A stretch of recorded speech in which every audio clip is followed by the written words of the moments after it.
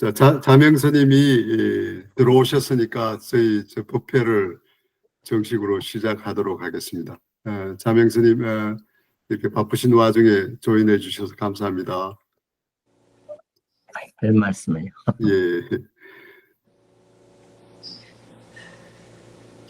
자, 저희 온라인이라 스님 양해를 좀 구해야 되겠습니다. 저희가 스님 모시고 청법가도 하고 뭐 산법인도 하고 다 해야 되는데 저희가 반배로 3배를 하는 걸로 대신해서 시작하도록 하겠습니다. 괜찮으시겠습니까? 예. 예. 자, 다 같이 스님께 3배 올리겠습니다.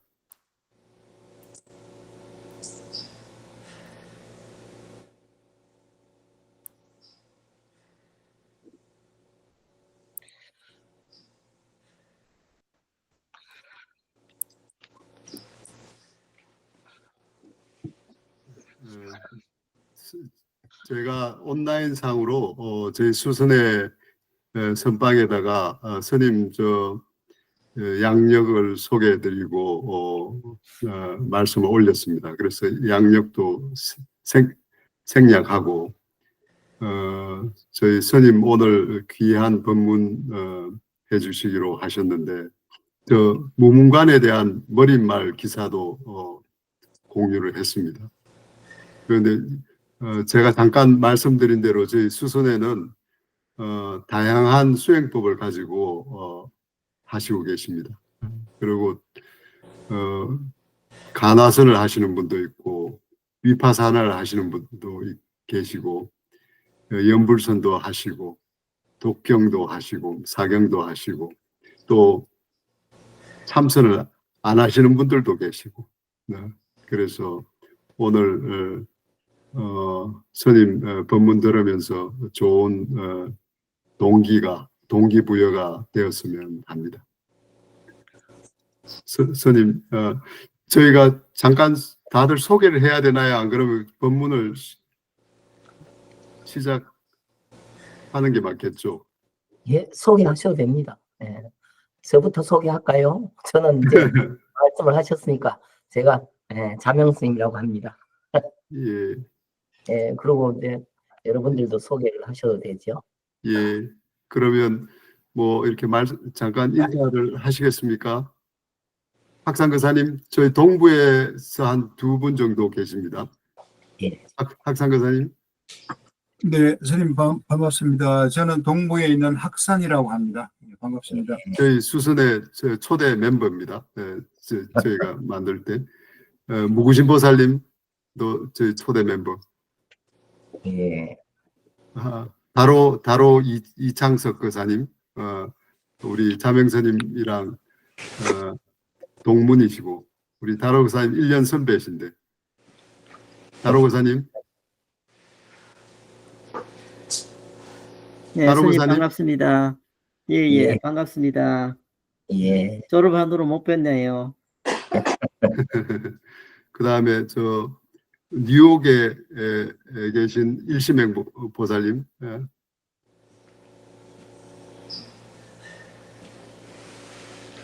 예. 그리고 이제 지금 편찮으신데 병원에 계신데 참여하십니다. 일심행 보살님. 잠깐만 킬게요. 제가 뭐를 껴가지고요. 기침을 많이 하고 있어요. 예, 저는 뉴욕 브루클린에 사는 일심행이라고 합니다. 예, 처음 뵙겠습니다. 예. 그 다음에 저희 재무보살 우리 다로고사님은 지금 서기 하시고 일전에는 회장하셨고 재무보살님이 보라보살님. 예, 안녕하세요.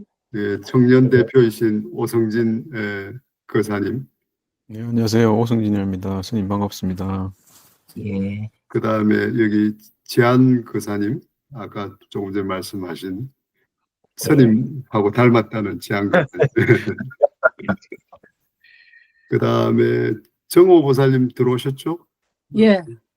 정호보살님하고 구면이시죠? 자명 스님. 안녕하세요, 자명스님. 예. 오랜만입니다. 예, 오랜만에. 안녕하세요. 성옥고사입니다. 기억나십니까? 예, 예, 예. 예, 예.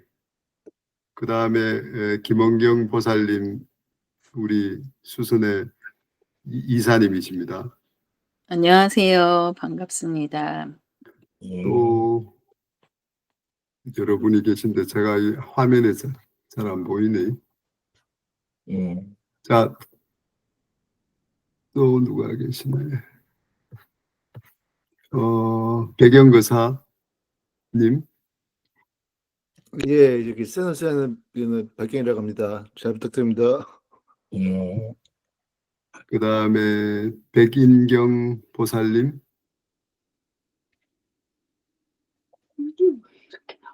백인경 보살님, 제니 보살님, 안녕하세요. 스님 처음 뵙겠습니다. 제니김입니다. 덕명거사님, 우리 제니 보살님은 이 지역에 그 현대불교의 기자를 하시고 여러 가지 리포팅을 그 서부 쪽에서 북서부, 남쪽, 서부, 남가주, 북가주 다 이렇게 커버하십니다. 된다고? 예. 예, 그러면 자, 스님 네. 법문을 제가 소개를 다 했는지 모르겠지만 일단 법문을 듣도록 하겠습니다. 이상한 게 나와. 원래. 법문을 하는 동안에는 자기 마이크는 꺼주세요. 예, 뮤트 하겠습니다. 다들.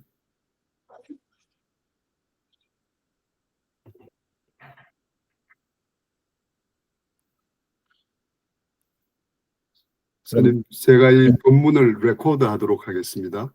예, 예. 그럼 제가 말씀을 드릴까요? 예, 예. 제가 하는 법회에서는 질문이 이 중심이 되면 좋습니다. 이제 대부분 이제 법문을 듣는 것으로 생각을 하시기 쉬운데, 저는 이제 현임 법을 말하는 데 있어 가지고 사람이 다 다른 생각을 가지고 있기 때문에 누구나 똑같이 말하고 생각하기는 어렵겠죠. 그래서 우리들 각각의 마음 속에서 살아있는 법을 발견하는 데는 질문과 대화가 제일 필요할 것입니다. 그래서 여러분들께서 마음 놓고 질문을 하시면 법회를 하기가 더 쉬울 것이라고 생각됩니다. 그래서 질문을 많이 하시면 좋겠습니다. 이제 오늘 말씀드리는 무문관은 여러분들도 잘 아시는 것처럼 중국의 이제 선종에서 참 어떻게 보면 유명한 책이다라고 할 수 있겠죠. 그렇지만 이제 우선은 여러분들도 잘 생각하시는 것처럼 불교나 또 참선 또는 수행 이런 데 대해서 어떤 체계적인 정의라든가 이런 것이 별로 없습니다. 그래서 이제 우리는 스스로가 생각할 때 이런 게 수행인가 보다 라고 생각하기도 하고, 옛날 경전을 보고 나름대로 이제 불교를 믿는다고 생각하기도 하죠. 그래서 제가 이 무문관에 대해서 쓴 것은 중국 불교가 불성이라는 데 대해서 참 굉장히 의미를 두고 만들어진 그런 불교라고 말할 수 있고, 그런 불교를 근거로 해서 중국 참선이 이제 성립되었다고 할 수 있습니다. 그래서 제가 이 머릿말에 쓴 것은 중국 그 선종에도 이런 역사적 흐름이 있습니다라는 것을 적어놨습니다. 그래, 여러분들이 참 수행하고 공부하는 것이 참 정말 중요하기도 하지만 대부분 이제 불교라고 하거나 또 이제 참선이라고 하는 데 대해서 분명치 않은 것이 있기 때문에 우리가 서로가 이렇게 소통을 하고 이야기를 해보면 다 이제 거기에 대해서 서로가 인정할 수 있는 또 이해할 수 있는 그런 공부를 할 수 있을 것입니다. 그래서 저는 이제 이 부처님 법은 부처님께서 말씀을 하심으로써 시작이 되었고 마찬가지로 부처님 법은 그렇게 말로 하기 쉽다라고 말씀을 드리고 있습니다. 그렇지만 역사적으로는 말로 할 수 없다든가 말로 해서는 안 된다는 그런 얘기가 많기 때문에 여러분들이 그런 데 대해서는 조금 신경을 쓰실 필요가 있다고 하겠습니다. 그래서 이제 오늘 말씀드리고자 하는 것은 이 머릿말에 처음 써놓은 것처럼 불교에서 제일 큰 문제라고 할 수 있는 것은 법신설이다, 이렇게 제시를 했습니다. 그래서 그 법신설이 열애장으로 이제 이름을 바꾸었고, 그 다음에 열애장이 불성으로 바뀌었다, 이렇게 제가 말씀을 드렸습니다.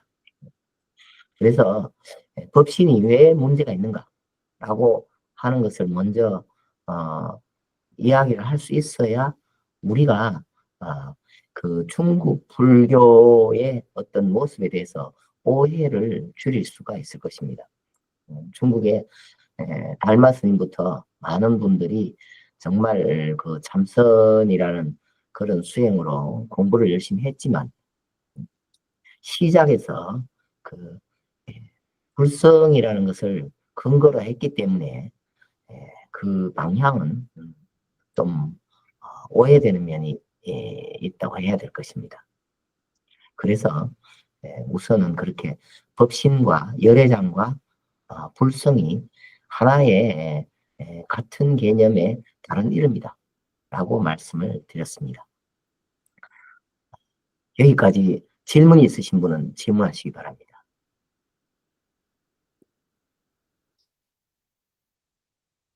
김 교사님 하십시오. 김태민 교사는 참고로 여기 실리콘밸리의 엔지니어. 예. 예, 저 엔지니어 김태민이라고 하는데요. 예.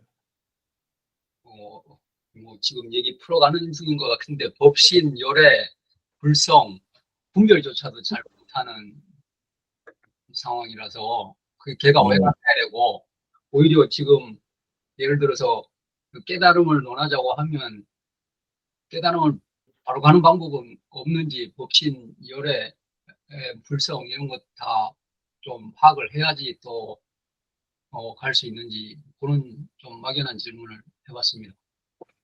아니, 질문 잘하셨습니다. 그 깨달음이라는 말은 이제 생각이 깨어진다라고 할 수 있는 건데, 생각이 이제 자신이 어떤 생각을 하느냐를 알아야 그것이 깨어질 수 있는지 깨어질 수 없는지 이렇게 구분이 될 수 있을 것입니다. 만약이라도 자기 생각이 분명하다면 깨어지기도 쉽습니다.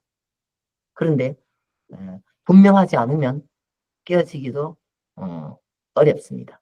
왜냐하면 깨어지는지 깨어지지 않는지 잘 모릅니다. 그래서 이제 우리 거사님들께서 이 상식적으로 들은 말은 불교 교학에서 법신상주설이 있고, 그죠? 그 다음에 열애장 사상이 있고, 또 일체중생 계유불성 이런 말이 있는데, 그것이 정말 무엇을 의미하는지 불분명할 때는 그것이 깨어지는데도 역시 불확실하다고 할 수 있다는 뜻입니다. 깨달음이라는 것은 생각이 깨어진다 하는데, 생각이 분명해야 깨어지는 것도 분명하다는 뜻입니다. 그 공부를 좀 많이 해야 되네요. 아닙니다. 공부를 많이 할 건 없는데, 네. 지금 알고 계시는 아까 말씀드린 법신상주설이라든가 이런 데 대해서 그 옛날 사람의 소위 가설이 어떤 문제점이 있는지 알아야 이제 불확실한 것이 제거되고 자기의 생각이 분명하게 더 드러날 수 있습니다. 그래야 거기서 이제 깨달음도 분명해질 것입니다. 뭐 의전이 잘 이제 모르는 사람이라서 그런지 모르겠는데 이제 좀 이렇게 좀 뭐라고 뼈대라고 생각하고 있던 게 이제 뭐 영지설이라든지 그다음에 뭐 사성제, 팔정도 뭐 요 정도 짚는 게 이제 불교의 어떤 뼈대 정도라고 생각하고 있는 와중인데 지금 법신, 열애, 뭐 불성은 이제 궁극적으로 이제 통하는 것 같은데 법신하고 열애는 이 지금 뼈대라고 생각하던 거하고는 조금 뭐 다른 용어인지 아니면 결이 다른 건지 그런 점도 막연하게 또 질문하게 되네요.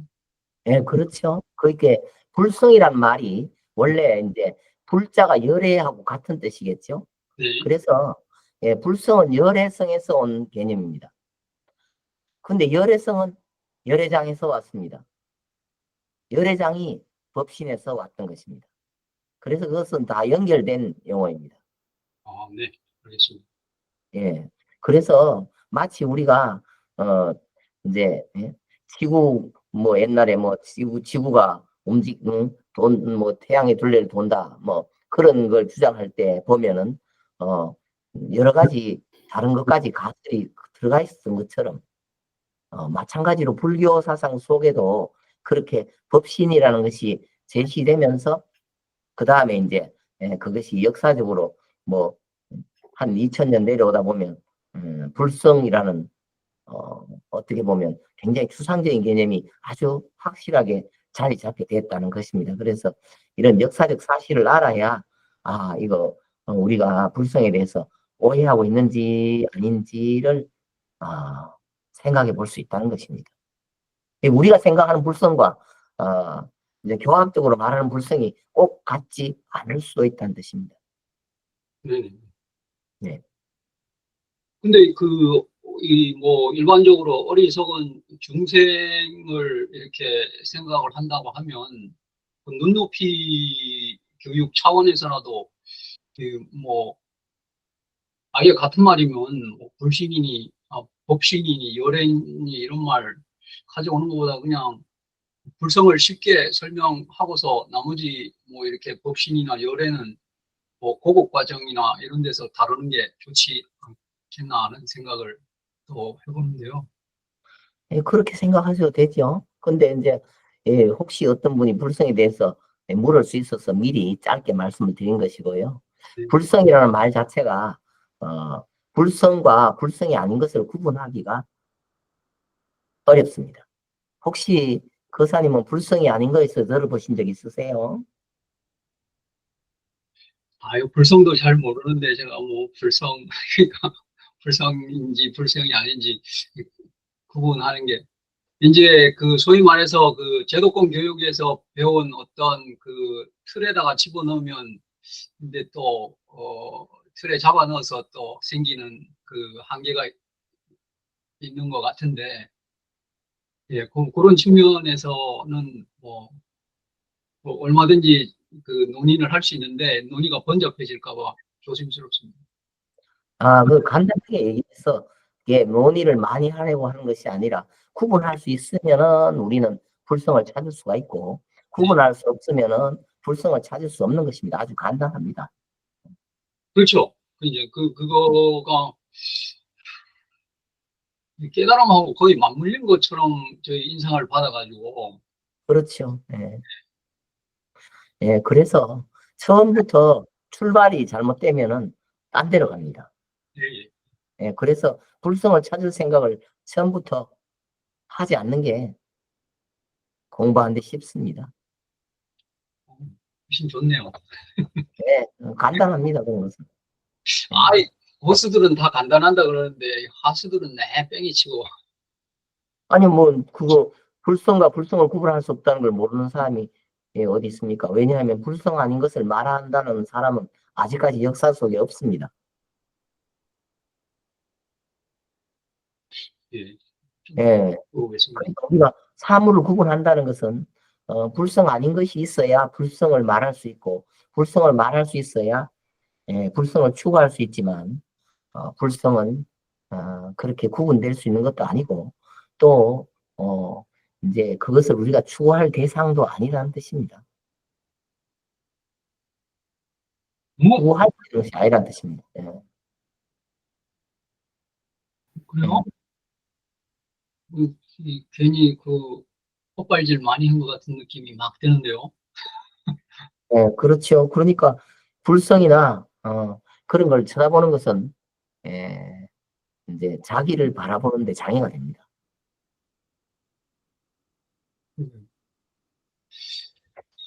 대학원 졸업할 때 대학원 공부한 게 헛것 같은 느낌이 요새 드는 시절인데 인공지능이 나와가지고 비슷한 느낌이라고 말씀을 주시네요. 예, 이제 부처님 공부를 하고 또 참선을 한다는 것은 자기를 바라보고 자기를 연구하는 것인데 우리는 자기를 연구하지 않고 자기의 생각이 만드는 생각의 대상, 생각의 자치를 오해할 수 있어요. 그래서 이제 첫걸음에 불성을 말씀을 드린 것입니다. 예, 예. 뭐 저는 얼마든지 이렇게 담론식으로 논의하는 거 좋아하는데요. 또 대중들이 있으니까 말씀하시고자 하는 부분. 아니 다른 대중도 여기에 책 머릿말에 처음 이제 이렇게 써놨기 때문에 아마 여기에 관심이 있을 것 같아서 말씀을 드린 거예요. 예, 맞습니다. 뭐 이렇게. 예. 또 질문 있으세요? 저는 예전 그 부처님이 살아계실 적에 그 제자들이 엄청 많았잖아요. 그리고 예. 부처님의 설법이 끝나고 뭐 깨달음을 얻은 사람도 있다 그러고 뭐 좋아서 기쁘고 뭐 하여튼 해서 이제 그 당시에 그냥 불법님이 설법 간단하게 하신 것만으로도 깨달음을 얻은 분들이 많았던 걸로 많다고 이렇게 금강경에서 제가 읽었던 걸로 기억하거든요. 그 당시에는 이런 지금처럼 막 공부하는 지식이 많은 것도 아니고 다들 그냥 이런 일반인들 아니면은 뭐 되게 그런 교육이 그런 자체가 없었는데 학식이 또 이렇게 막 깊은 사람들도 아니었던 것 같고 근데 이렇게 간단하게 그런 깨달음을 얻었던 거에 비해서 지금 시대에 제가 생각해보면 너무나 많은 막 박사 학위도 있고 논문도 쓰시고 막 너무나 많은 용어들과 복잡한 그런 뭐 이론과 설들을 겹겹이 쌓여서 오히려 더 많은 그 어려움과 이런 거를 하는 것이 아닌가 좀 그런 생각 들었고요. 그래서 어떻게 그 당시에 그런 잘 모르는 사람들을 어떻게 그 깨달음으로 인도하셨을까라는 거에 대해서 되게 많이 궁금했습니다. 예, 그것은 이제 깨달음이 어떤 특정한 것이라고 오해하셔서 그렇습니다. 깨달음이란 말 자체가 느낌을 말합니다. 사람의 느낌은 주관적이겠죠. 사람마다 다 자기 자신이 나는 이렇게 느꼈습니다. 누구든지 그래 말할 수 있죠. 그런데 새로운 것을 배우면서 느끼기도 하지만 누구나 세상을 살면서 나름대로 힘들기도 하고 어렵기도 하고 그런 일이 있었겠죠.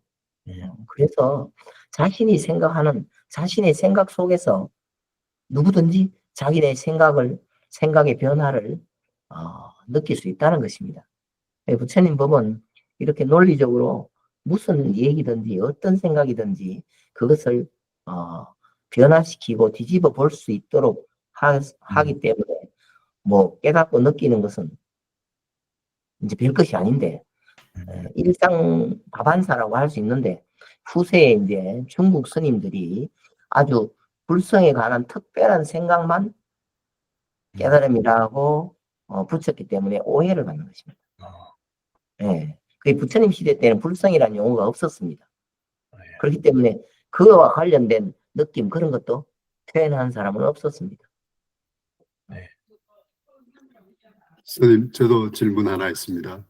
예. 저희 이제 나이가 들면서 많이 아프기도 하고 중병에 걸리기도 하고 오늘도 이제 도반님들 뵈면 이제 큰 병을 앓으시는 이렇게 병이 들었을 때 또 수행을 저는 이제 통념 수행을 가는데 어떻게 중병을 가지고 그러니까 마음이라든가 뭐 여러 가지 이제 큰 병을 가지신 수행자는 어떻게 수행을 해 나가야 하는지에 대해서 한 말씀 주십시오. 일어난 현상은 원인이 있겠죠. 그래서 이제 병원에 가면 의사 선생님이 진찰을 해가지고 병의 원인을 찾는 경우가 많습니다. 그래서 이제 다음부터는 그 병이 생기지 않도록 이제 생활 습관이 바뀌었으면 좋겠다. 그런 가르침하고 그 다음에 당장의 증상을 완화시키는 그런 약도 먹고 그죠. 그래갖고 앞으로는 이 병에 또 걸리지 않도록 하는 그런 방법도 있을 것입니다. 그런데 우리는 지금 자신의 병이 생길 때 병의 원인에 대해서 생각을 하거나 연구할 만큼 여유가 없기 때문에 그냥 일단 증상 완화부터 하고 있겠죠. 그렇지만 이 부처님 공부는 어떤 병이라도 원인을 찾으면 다 고칠 수 있다고 봅니다. 왜냐하면 자신의 삶은 자신의 병을 만드는 것이 자신이 원인이 되었다고 생각하기 때문입니다. 근데 그 원인이 정말 뭐 일체의 모든 세계를 다 알고자 한다면 그 생각을 살펴보라 라고 말하는 것처럼 자신의 생각 속에서 원인을 찾고 그 생각을 바꿈으로써 자신과 주위 세계를 다 바꿀 수 있다고 말하고 있습니다. 이 병도 마찬가지입니다. 그런데 원인을 못 찾는다면 그건 대책이 없겠죠. 그럴 때는 이제 임시로 뭐 증상을 완화시키는 그런 방법을 연구할 수밖에 없을 것입니다. 우리는 뭐 급한 대로 부처님만 부르기도 하죠. 스님, 그 원인을 찾는 예를 들어서 제가 간암 말기 환자다. 3개월 선고를 받았다 지금. 그럴 때 어떤 식으로 원인을 찾아야 되는지요?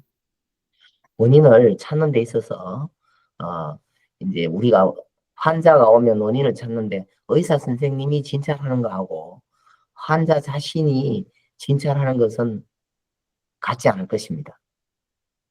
그래서 이제 수행을 통해서 자신의 모습을 돌이켜 볼 수 있게 됩니다.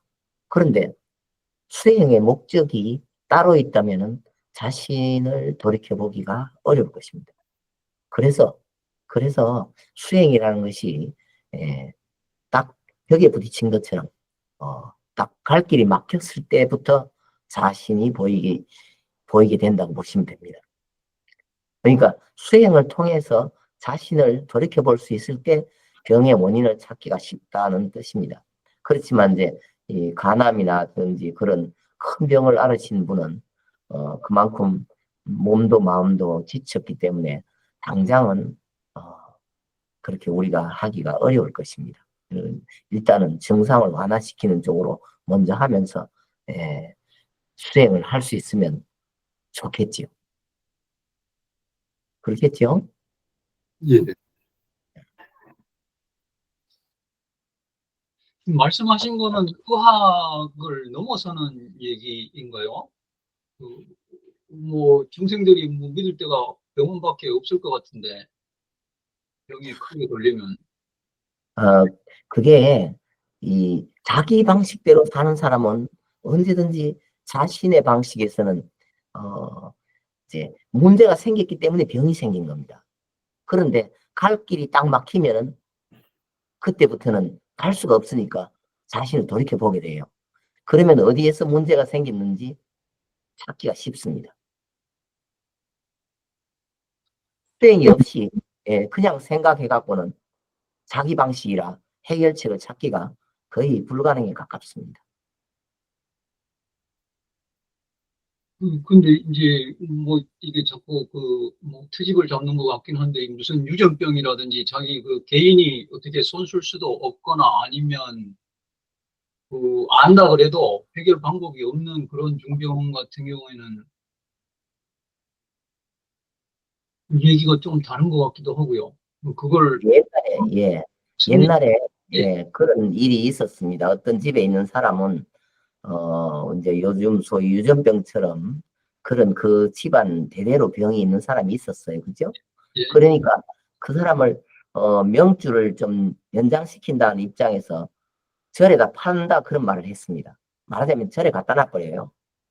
절에 갖다 놔버린다는 건 뭐냐 하면 생활 습관이 완전히 바뀝니다. 집에서 먹고 자고 하는 거하고 달리 절에서 새로운 형식의 새로운 생활 방식 속에 살면서 그 사람은 건강을 찾을 수도 있습니다. 그러니까 우리의 모든 병은 자기의 생활 방식 속에서 나온다고 해도 과언이 아닌데 우리는 그것이 불분명하니까 유전병일 것이다. 그것은 DNA 속에도 병이 있다. 이런 식으로 말하지만 이 생활 방식이 바뀌어버리면 정말 집에서 보던 아버지도 아니고 집에서 보던 어머니도 아니고 친구도 아니고 완전히 다른 방식 속에 들어가서 새롭게 살 때는 이 사람의 병이 다른 방식으로 나타날 수도 있습니다. 그래서 뭐 예를 들어서 어떤 사람 와서 나사 보기 전에는 이제 불확실할 것 같기 때문에 말씀을 드리기를 자기를 비춰보면 누구나 고칠 수밖에 없지만 보통은 이제 그렇게 딱 막힌 갈 데가 없는 수행을 하기는 힘들어합니다. 그러니까 정말 아까 말씀하신 대로 옛날부터 있었던 병을 어떻게 고칩니까? 이렇게 생각할 수밖에 없죠. 이 자기 스타일 속에서는 이 불가능한 건 불가능한 겁니다. 우리는 그걸 갖다가 활자대로 살 수밖에 없다고 하죠. 그 막막하긴 마찬가지 아닙니까? 이 어리석은 중생 입장에서는. 그러니까 이제 어리석은 중생이기 때문에 좋은 방법이 수행을 하십시오라고 말하는 거죠. 수행을 하면은 어디까지 가버리는 수행은 그것은 믿을 수가 없습니다. 그냥 갈 데가 없는 수행이라야 무슨 병이든 다 고칠 수 있습니다. 이게 참. 그럼 스님 수행은 어떻게 하는 겁니까? 말씀 한번 주십시오. 수행은 복잡한 거 없습니다. 그냥 이제 여러 가지 수행이 많겠지만 달마스님 말대로 추구하는 것을 버리면 됩니다. 뭐 연부를 하든 사경을 하든 뭐 벽보가 앉았든 말든 이것이 목적을 달성하는 게 아니라는 겁니다. 그래서 먼저 이론을 알아야 수행을 이렇게 하면 된다라고 하는데 대부분 사람들은 자신을 기준으로 뭔가를 얻으려고 하고 목적을 향해서 추구하고 하는 것을 수행이라고 오해합니다. 그렇기 때문에 거기에는 우리는 막막하기만 하죠. 그렇지만 할 데가 없다는 것은 어떤 의미냐 하면은 우리가 보통 집중을 수행이라고 한다 하면은 집중하는 상태가 따로 있는 게 아니에요. 집중하려고 노력하는 가운데에서 자신의 모습이 보인다는 것입니다. 그래서 처음부터 구하는 것이 아니라는 것을 말씀을 드리는 거예요. 구할 수 없는 것이기다. 이렇게 말하기도 하고요.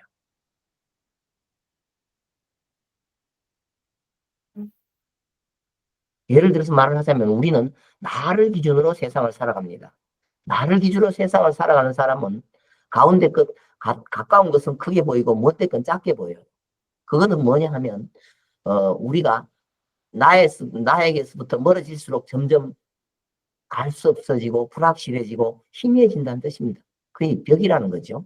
그런데 자기한테 있어서는 자기는 분명하다고 생각하는 것입니다. 그래서 자기의 기준을 벗어나서 자신을 볼 수 있는 방법이 바로 그렇게 수행이라고 해도 될 것입니다. 근데 우리가 언제 자신을 느끼느냐? 그것은 감각기관을 근거로 할 때 거기에서 자신을 느껴요. 내가 본다, 내가 듣는다, 내가 안다. 그렇기 때문에 감각기관이 차단되는 것, 그게 수행에 있어서 제일 효과가 빠른 그런 수행이 될 것입니다. 그러니까 첫째, 보는 것, 그 다음에 듣는 것, 그 다음에 생각하는 것, 이거 차단하는 게 수행의 속성이다. 이렇게 생각하시면 돼요. 간단합니다.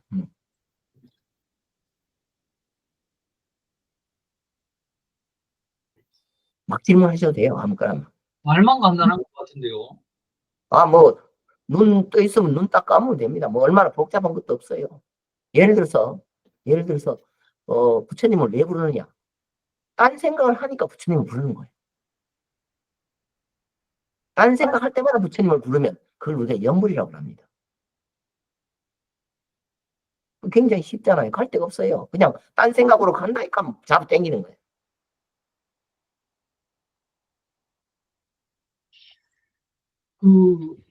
이건 좀 결이 다른 얘기인지 모르겠는데, 아까 말씀하신 것 중에 이제 자기를 중심으로 이제 생각하거나 본다라고 하는 부분을 이제 소위 말해서 이제 넘어서기 위해서 이제 객관이라고 하는 거를 이제 도입하는데,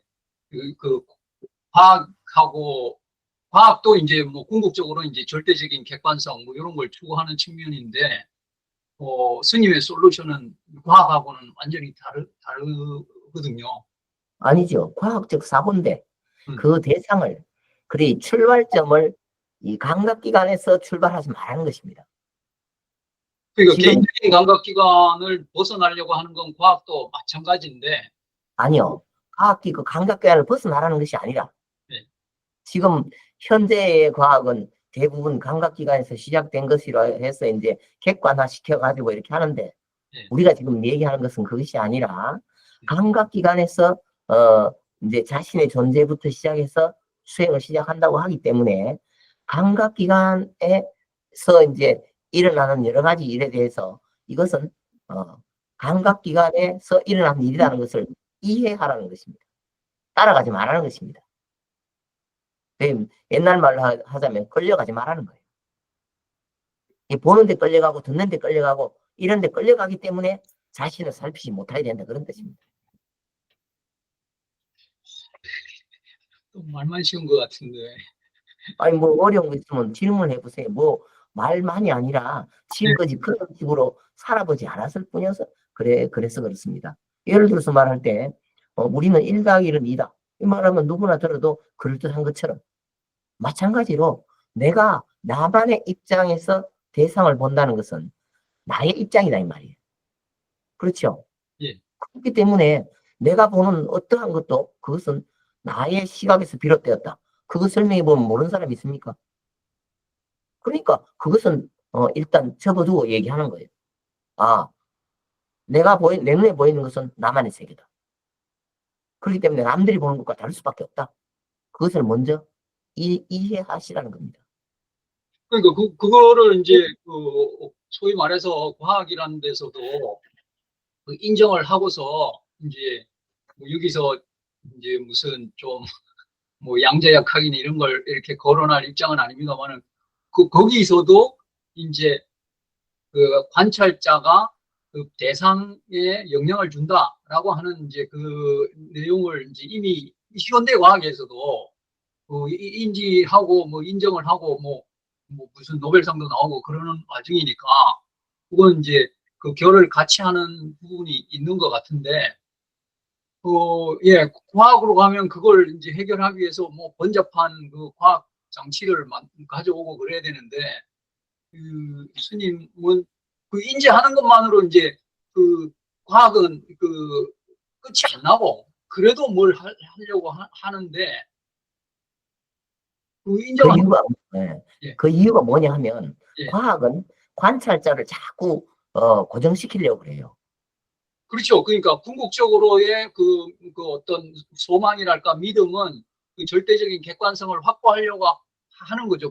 그렇죠. 당장 지금은 예.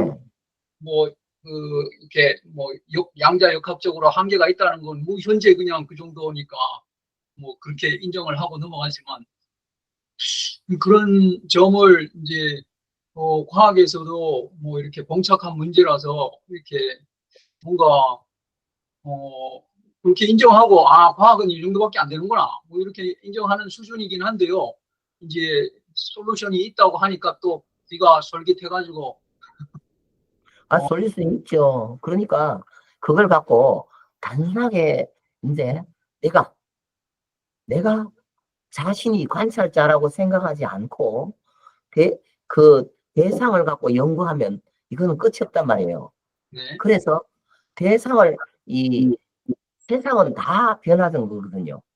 예를 들어서 고속도로에서 차가 여럿이 가면 누가 더 빠른지 그거는 어떻게 알 수 있습니까? 상대편의 차를 봐야 알 수 있잖아요. 네. 그렇죠?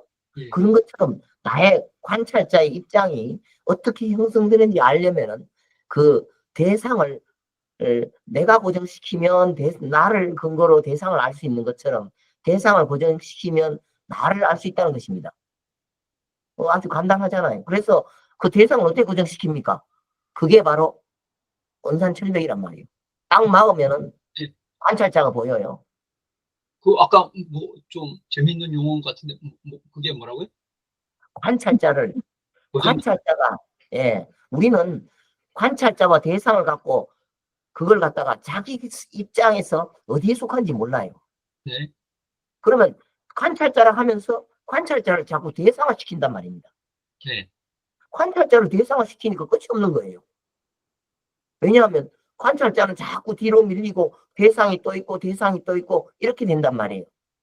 그렇기 때문에 그렇게 연구하면 끝이 없으니까 우리가 참선을 말하는 이유는 뭐냐 하면 자신을 연구하기 위해서 앞에다가 그렇게 거울을 두는 것과 같습니다. 그래서 이제 아까 말씀드린 것처럼 이 자동차가 고속도로에 쫙 가면 기준이 있어야 누가 빠른지 누가 늦는지 말할 수 있는 것처럼 자기 자신이 어떻게 변하는, 말하자면 관찰자를 살피려면, 관찰하려면 대상을 고정시켜야 관찰자가 보인다는 것입니다. 그런데 우리가 이 과학에서 말하는 대상을 고정시킬 수 있는 방법이 없어요. 왜냐하면 대상은 끊임없이 변하니까. 네. 그래서 관찰자의 입장이 잘 보이려면 그냥 수행을 통해서 딱 그 원산철벽을 만들어 놔버리면 대상이 잘 보인단 말이에요. 온산철벽이 그 생소한 용어인데. 원산철벽이란 말은 뭐냐 하면 예. 막힌다는 뜻입니다. 막힌다는 걸 중국말로 비유한 말이에요. 막힌 뭐 생각이 딱 막힌다는 게. 네. 그래서 심리학적으로 생각이 딱 막히는 순간에 자기 생각이 변화가 보이기 시작한단 말입니다. 우리가 공부하는 것은 자기 입장을 연구하는 것인데 대부분 보면 자기 입장은 딱 놔두고 대상을 연구하니까 이 끝이 없단 말이에요. 과학에서 그렇게 가르치는 걸 어떻게 합니까? 그러니까 과학은 학교에 다니는데. 아니 우리 교사님이 잘 배우신 겁니다. 우리는 과학적 사고로서 자신을 연구해야 됩니다. 그 자신을 연구 안 하고 관찰자를 연구 안 하고 대상만 연구하니까 과학적 사고방식이 문제가 아니고 과학적 사고의 대상이 문제라는 거예요. 나름 해본 것 같은데 잘 안 되는데. 혼자서 하니까 그래요. 예. 맞아요. 혼자서 하면 자기 방식입니다. 그래서 공부 말하는 거는 혼자서는 안 되고 이제 관계 속에서 말하자면 자기의 생각이 혼자서는 안 막혀요. 잘 안 막힙니다. 그죠? 어렵습니다. 그런데 도반을 만나서 아니면 스님을 만나서 이야기해보면 어떻습니까? 생각이 막힐 수가 있다는 거예요. 내가 그 생각 안 해봤는데. 그런 거 생각해보면 되죠. 이 속에 천불이 나서 그냥 도망가죠, 제가. 아니, 뭐, 천불 날 거 뭐 있습니까? 모르는 거 있으면 연구해보면 되죠, 뭐. 천불 날 거 하나도 없어요. 아, 예, 예. 지푸레 그 연장선상에 도반이 이제 가장 좋은 도반이 부부잖아요. 부부. 그렇죠. 예, 부부가 이렇게 만나가지고 다른 백그라운드 사람을 만나서 이렇게 살다 보면 다투기 시작하고 그래서 이제 부부 싸움을 많이 하는데 그 부부 싸움이 스님 말씀하시기를 선문답이라고 그러시지 않습니까? 딱 맞는 말씀이에요. 예, 벽보 얘기하잖아요. 벽 보고 이야기하는 거라고. 그러니까 진짜 훌륭한 스승님이에요. 그래서 결혼해서 철든다니까요, 이렇게. 저는 궁금했던 게 예. 지금 부처님이 만약에 지금 이 시대에 태어나면 어떠한 모습으로 이실까라는 거를 그러니까 부처님의 모습은 2000년 한참 전에 그 모습이잖아요. 근데 현 시대에 살고 있는 저희로서 진짜 좀 어떠한 모습의 이실까? 그렇게 생각해 봤을 때 좀 더 현실적으로 생활 속에서 적용할 수가 있지 않았나 그런 생각을 좀 해봤습니다. 근데 되게 어렵더라고요. 그거 어렵지 않습니다. 부처님과 중생은 구분할 수가 없다고 합니다. 만약 구분되면 부처님이 아닙니다. 그럼 어떤 모습이겠어요? 그냥 평범한 그냥 이런 예, 저희 그냥 같은 사람. 그 사람이 모습이에요. 그게 구분이 되면 좋은데 구분이 됐다 하면 그 부처님이 아니라는 거예요. 부처님과 중생은 손바닥과 손등의 차이라 뭐 구분될 수가 없습니다. 네. 알겠습니다. 또 누가 손 들으셨다고 그랬는데 수원보살님 손 드셨습니까? 뉴욕에 계신 도반님이 3분 참가하셨는데 수원보살님? 무구신보살님. 예, 네. 예. 스님이 너무 좋은 법문을 해주셔서 귀에 쏙쏙 들어오고 참 그런데요. 아까 스님이 깨달음은 생각의 느낌이다 이렇게 말씀하신 것 같은데 스님의 경험담을 한번 생각의 느낌을 저희들한테 좀 풀어주시면 좋겠습니다. 그러면 느낌을 또 쫓아갈걸요? 아니, 안 쫓아가. 예, 제가 다 책에 써놨습니다, 예전에. 근데 그건 제가 뭐 사람들에게 얘기하면 다 그런 느낌이 있나 보다 이렇게 생각을 할 수 있는데 느낌은 사람마다 다 다릅니다. 똑같은 느낌도 아까 그 거사님 말씀하신 것처럼 양자역학을 대하는 거거나 또는 아침에 뜨거나 또 밤에 달이 뜨거나 이런 데서 보는 느낌이 다 달라요. 그래서 원인을 찾아도 어떤 사람은 제1단계에서 느끼고 그 다음 제2단계에서 느끼고 원인을 찾는 것이 끝없이 찾아가는 데서 느낀 게 다 달라요. 다른데 그걸 이제 얼마나 크게 느꼈느냐. 이제 이런 것을 우리는 굉장히 중요하게 생각을 하시기도 하겠지만 그게 중요한 게 아니고 그 느낌이 나의 생각을 얼마나 바꿨는가. 그게 더 중요해요. 그런데 그 느낌이 나를 얼마나 바꿨는가 하는 것은 논리화돼야 된다는 뜻입니다. 느낌이 논리화되지 않고 그냥 체험 속에 들어가 있어 버리면 그거는 정말 아무짝에도 못 씁니다. 부처님 법이 오늘날까지 살아있는 이유는 부처님께서 참 큰 법을 깨달으셨지만 나 그런 걸 느낄 때 이런 느낌이었다라는 거를 책에 안 써놓으셨어요. 왜 그렇겠습니까? 느낌은 따라가면 안 됩니다. 그런데 부처님께서 그러셨잖아요. 아승직업에 가리왕 때 신체가 갈기갈기 찢어졌는데 나는 그때 무아상, 무인상, 무중생상, 무수자상이었다. 그 느낌이잖아요. 그 14장에 있는 이 얘기는 네, 금강경이라고 네, 생각하는 게 낫습니다. 네. 금강경이라고 생각하지 마시고요. 어, 그거는 대승불교 시대 때 덧붙인 거고, 음, 금강경 13장까지만 보시면 돼요. 음, 그 14장은 이상정멸분이라고 해갖고, 상을 떠나서 정멸로 가 있다 이러는데, 원래 이제 제5장을 보면, 약견, 재상, 비상이라 이런 말이 나오지, 상이 없다는 말은 없습니다. 그래서 상이 없는 것을 구하는 것은 그것은 환상입니다. 그건 금강경에서 우리가 논리적으로 맞지 않기 때문에 이렇게 삭제시켜야 됩니다.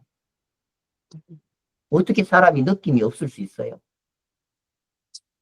그리고 또 요즘 궁금한 것이 예. 제가 관세음보살 보문품을 사경을 하는데 거기서 계속 부처님하고 관세음보살하고 대화하는 것이 쭉 연결이 돼요. 눈 깜짝할 새 관세음보살님이 전부 해결해주고 해탈해준다.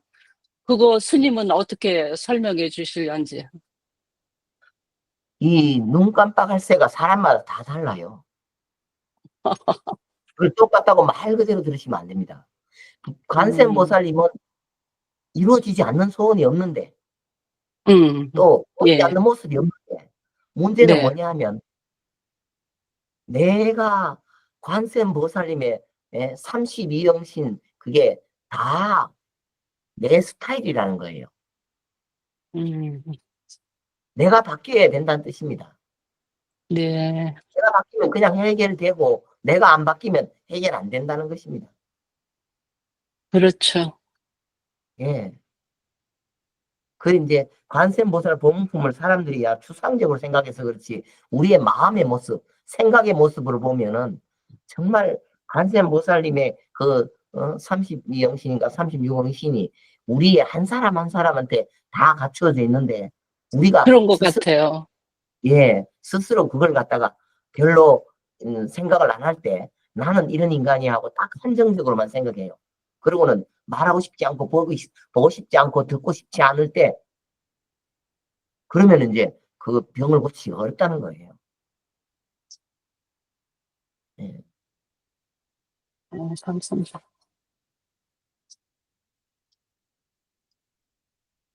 또 질문 있으세요? 예. 수원 보살님 질문하십시오.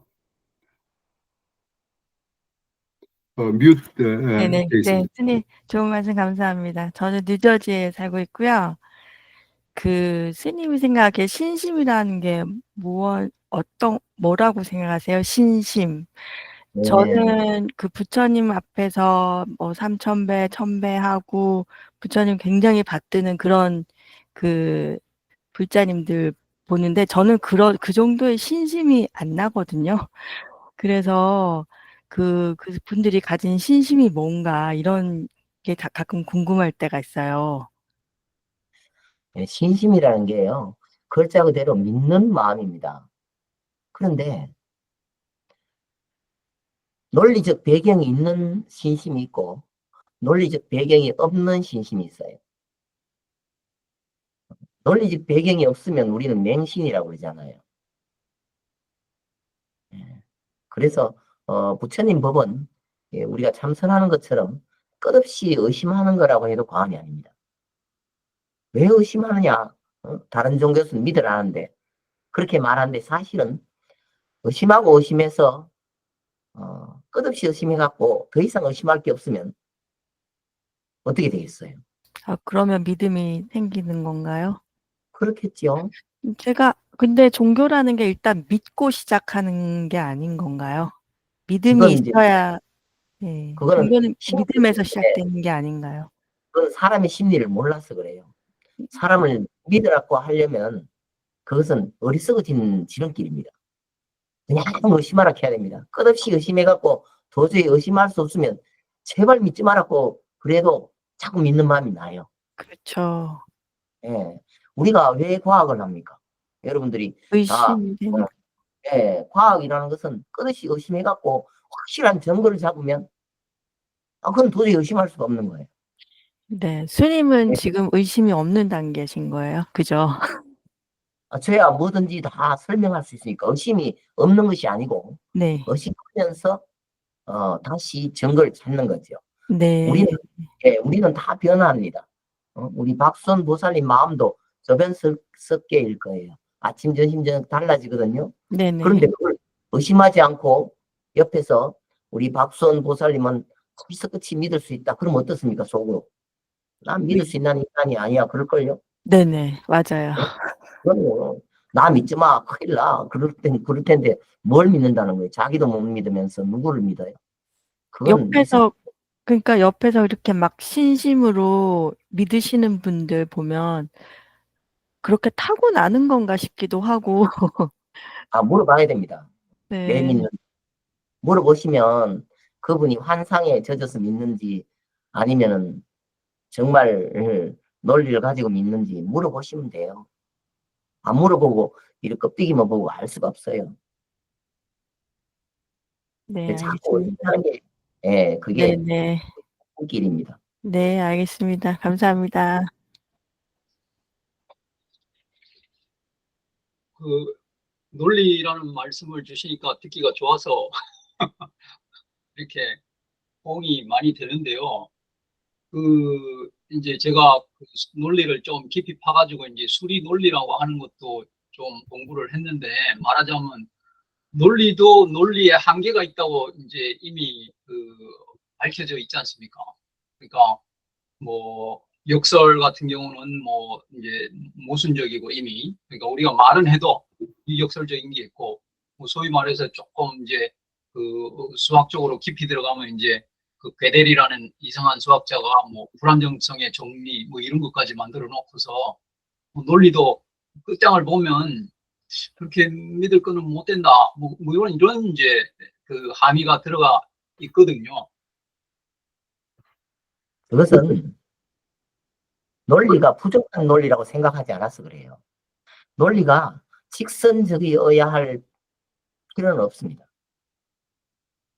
지금 이제 뭐 여러 가지 말씀을 하신 것 중에서 네. 그 논리라는 것이 인간의 입장에서 하나의 기준에서 이제 1 더하기 1은 2다. 이런 것은 단순 논리입니다. 네. 그런데 연못에서 돌을 던지면 물방울이 어디 튀나요? 양사방으로 다 튀겠죠. 예. 논리도 그와 같이 원인이 하나 있으면 결과가 양사방에 다 변하는 거예요. 그렇기 때문에 우리가 논리를 공부할 때 이제 자기 방식으로의 논리만 고집하면 항상 한계가 있을 수밖에 없습니다. 그런데 논리를 왜 이야기하느냐 하면 내 머리로는 이해가 안 되는데 세상은 이렇게 생겼다는 것입니다. 그럼 그 세상을 이해를 하려면 세상을 바꿔야 됩니까? 나를 바꿔야 됩니까? 그건 뻔하잖아요. 예, 예. 네, 내 생각을 바꾸면 세상을 이해할 수 있게 되는 겁니다. 네. 그런 이제 생각을 바꾸려고 이제 그러니까 날고 기는 사람들이 이제 덤벼서 이제 이제 뭐 나름대로 논리를 펼쳐서 뭐 중력 같으면 중력의 법칙도 만들고 무슨 희한한 이론들 많이 있지 않습니까? 그 이론 중에서도 이제 궁극에 가서는 사실은 뭐 이런 이제 논리를 이제 여기하고 있으니까 이제 논리를 이제 판단해주는 기계를 만들어 놓으면 이제 전지전능까지 가는 건 시간 문제잖아요. 그런데 그거는 논리가 예. 논리를 갖다가 우리가 생각하는 그런 논리라고 생각하셔서 그래요. 논리도 예. 논리도 우리가 생각하는 구조로 딱 그런 논리가 아니란 말입니다. 지금 얘기했잖아요. 그렇게 되면 이제 중구난방이 되잖아요. 뭐 뒤에 아닙니다. 중구난방이 아니라 네. 정확하게 말하는 거예요. 정확하게 말할 수 있는 논리를 얘기해야지 중구난방이면 그건 논리라고 할 수 없죠. 아니 그러니까 논리에서도 그러니까 이제 이제 그런 어떤 그 체계를 만들어 놓은 게 이제 소위 말해서 공리적인 이론 뭐 이런 식으로 이제 정리. 그러니까 서양 논리를 근거하지 마시고 거사님이 서양 논리로 생각하면 그거는 갈 데가 없어요. 지금 서양은 논리를 재편해야 됩니다. 그 못 씁니다. 그렇기 때문에 과학의 한계가 있어요. 그거 하지 말고 네. 자기의 심리 구조 속에서 논리를 찾아봐야 됩니다. 우리는 내 심리를 어떻게 설명할 수 있을까? 그러니까 그게 개인마다 다르다고, 그러니까 느낌적인 데서 이미 다르다고 말씀하신 부분이 있고. 예, 달라도 예. 설명할 수 있어요.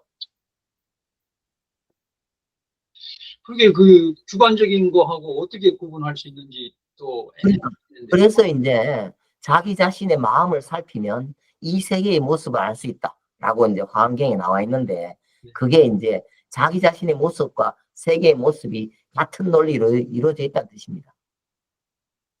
예, 느끼는 좋고 뭐 깨달음에 아니면 뭐 하여간 생각하기 좋은 측면이 있는데, 그 주관적이다라고 하는 말하고 배치되는 측면도 없지 않아 있어가지고. 그러니까 그렇지 않습니다. 그거 있잖아요. 네. 복잡하게 생각하지 마시고 네. 집합으로 생각하면 쉬워요.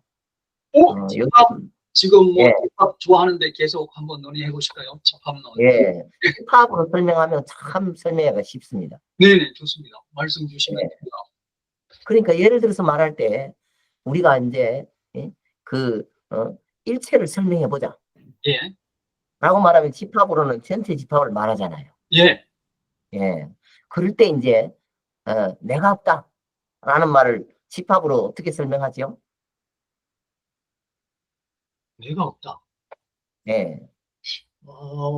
이게 그 역설로 가는 지름길 같은데, 그 역설이라고 생각하시는 것은 아까도 얘기했지만 하나의 논리를 찾아서 가는 건 역설이 될 수밖에 없어요.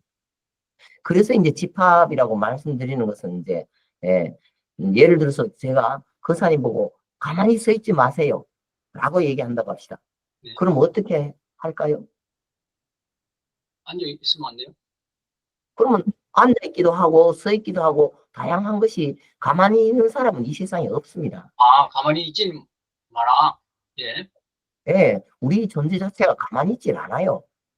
그러니까 가만히 서 있지 마십시오 하는 것은 법을 모르기 때문에 그렇게 얘기하는 거예요. 근데 그 지금 그 세상에, 그러니까 그 가만히 있지 않다는 거는 이제 약간 과학의 영역이지 않습니까? 그러니까 세상에 어떤 빛이고. 그게 우리 마음도 똑같이 생겼어요. 우리 마음도, 거사님 마음도 가만히 있지 않습니다. 예, 물론이죠. 그러니까 그러니까 이제 좀 가만히 있는 걸 찾는다고 이제 뭐 논리도 만들어내고 뭐 원자도 만들어내고 그런 식인데. 그건 다 가설입니다. 네네.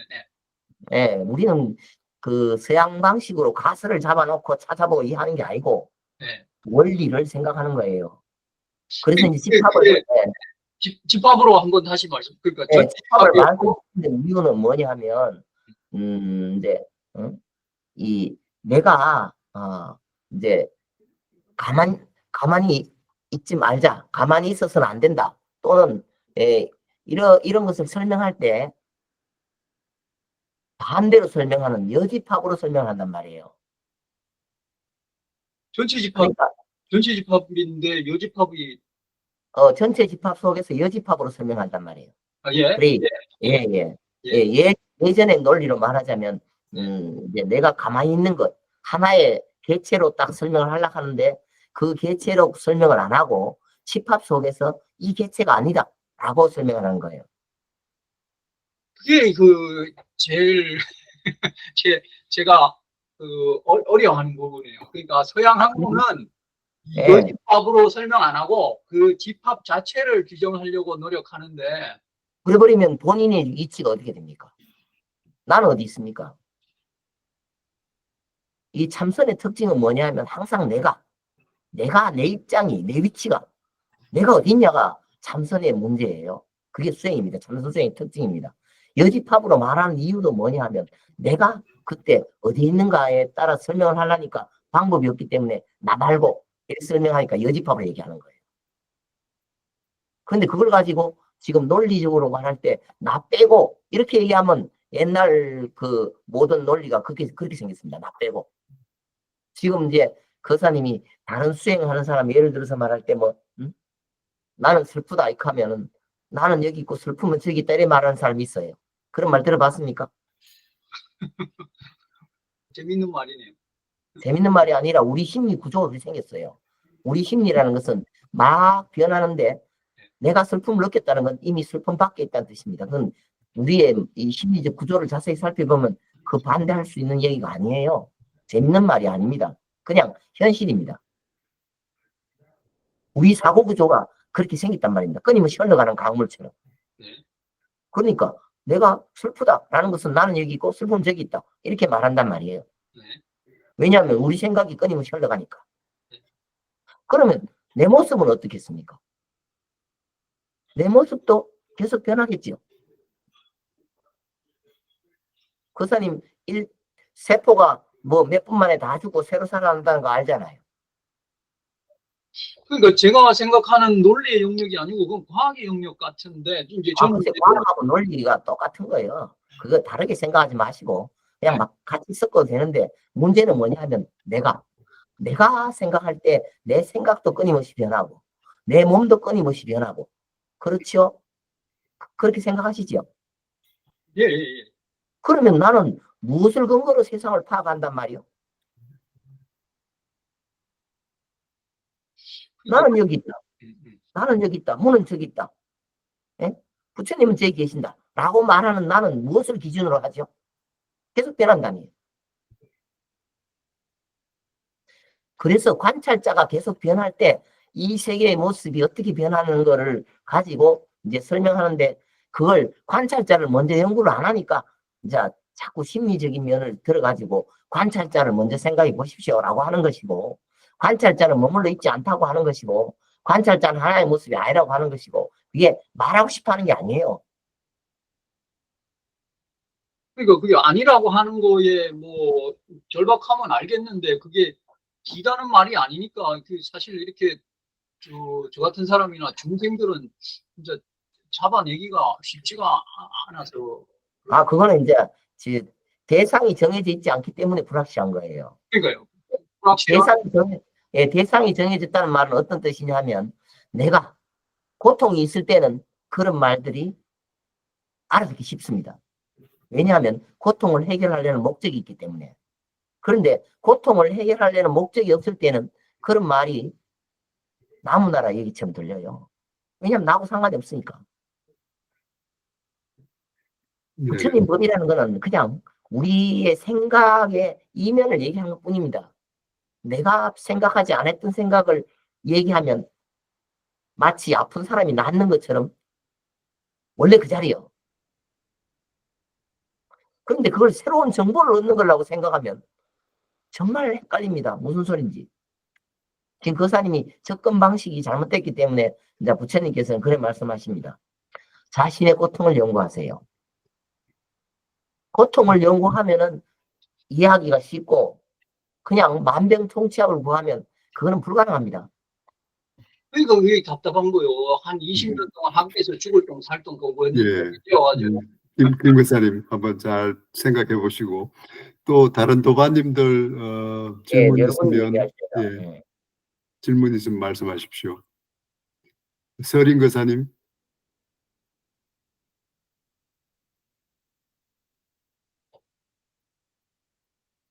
정호 보살님 혹시 질문 있으십니까? 제니 보살님, 배경 거사님, 오성진 거사님. 저기 정호 보살님 쪽에 질문이 있으신 것 같은데. 아닙니다. 이거 잘못 폈고요. 잘못 눌렀어요? 저는 질문 없어요. 저는 그걸 다 수긍합니다. 네. 저는 원래 소개해 주시려고 하셨던 무문관 수행에 대해서 좀 말씀을 해 주시면 좋겠다는 생각을 좀 했거든요. 그러면서. 그러면 무문관에 대해서 잠깐 말씀을 드리겠습니다. 무문관은 무문회계 스님이 말하자면 지은 책입니다. 무문회계 스님이 말하고 그 제자가 책을 정리를 했다고 합니다.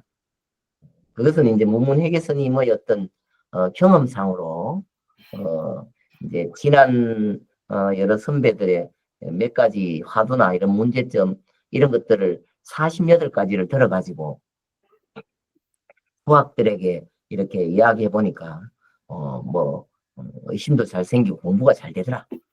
그래서 이제 책을 만들었다고 합니다.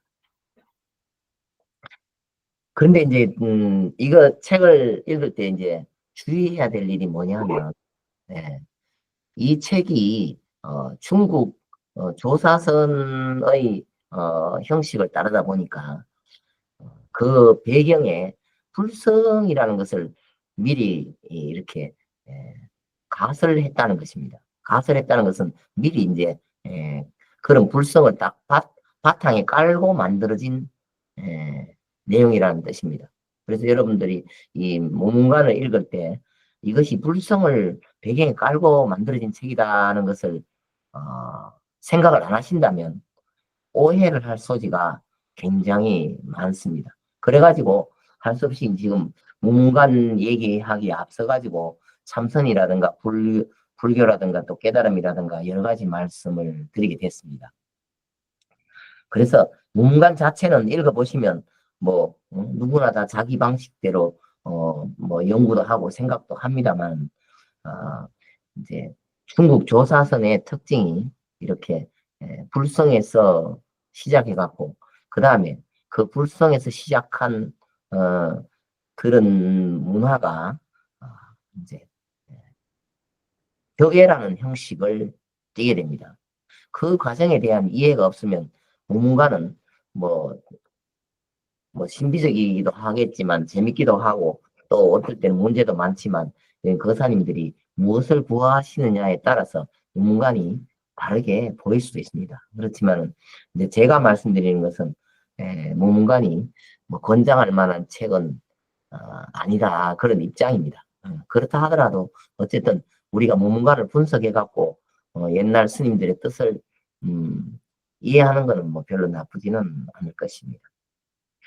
혹시 모문관에 대해서 질문하실 분은 질문하셔도 됩니다.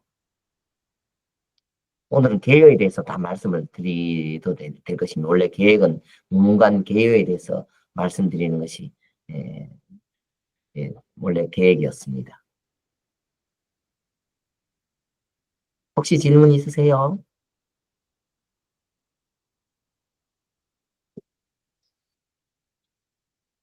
네, 김 의사님. 혹시 잠깐만요. 다른 분 질문 있으신 분 있으면 먼저 말씀하십시오. 일심행 보살님, 백영거사님.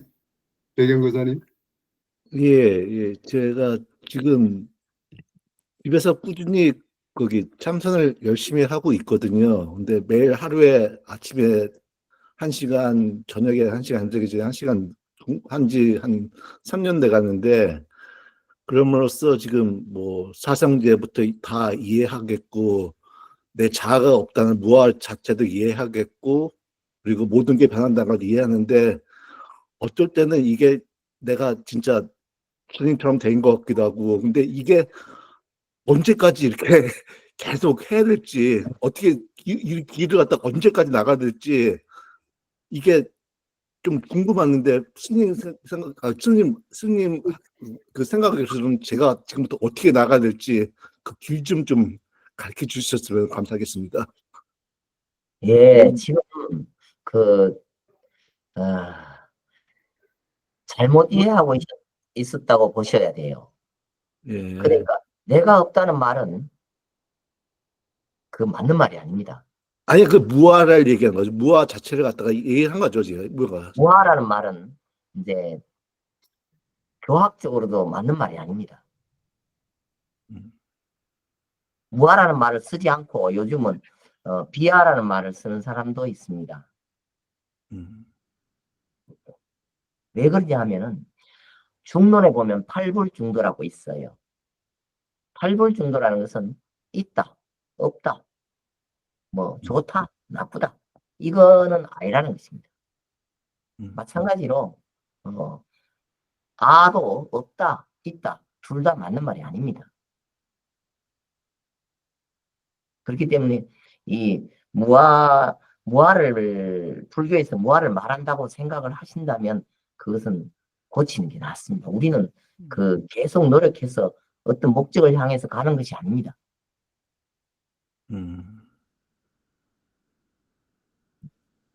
왜냐하면은 이게 어떤 기운을 쌓아서 단계에 이르는 게 아니고요.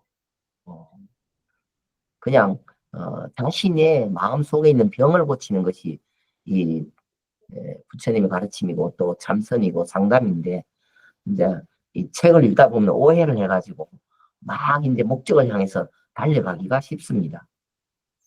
그래갖고 오히려 그 목적을 가지는 순간에 자기 자신을 살피지 못하게 됩니다. 말하자면 오히려 다른 병이 생겼다는 뜻입니다. 그래서 먼저 해야 될 일은 뭐냐면, 내가 왜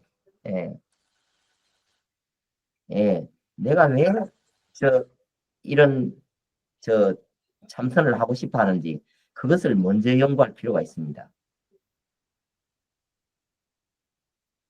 그 무슨 뜻인지 아시겠죠?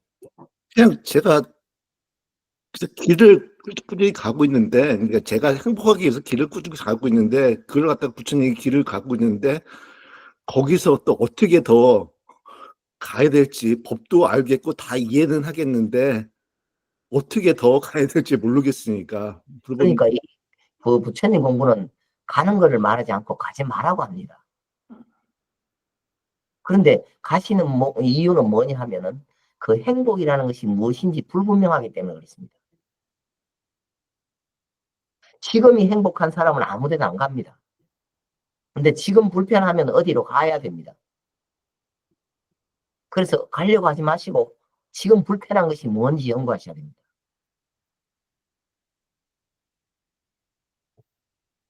가려고 하는 것보다 자신을 의심해야 된다는 뜻입니다. 나는 왜 불편할까? 이 의심을 하는 것이 공부지, 노력하고 애쓰는 것을 공부라고 하기는 어렵습니다.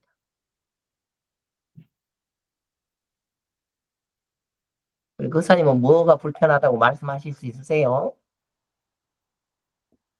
그냥 자체가 고니까요.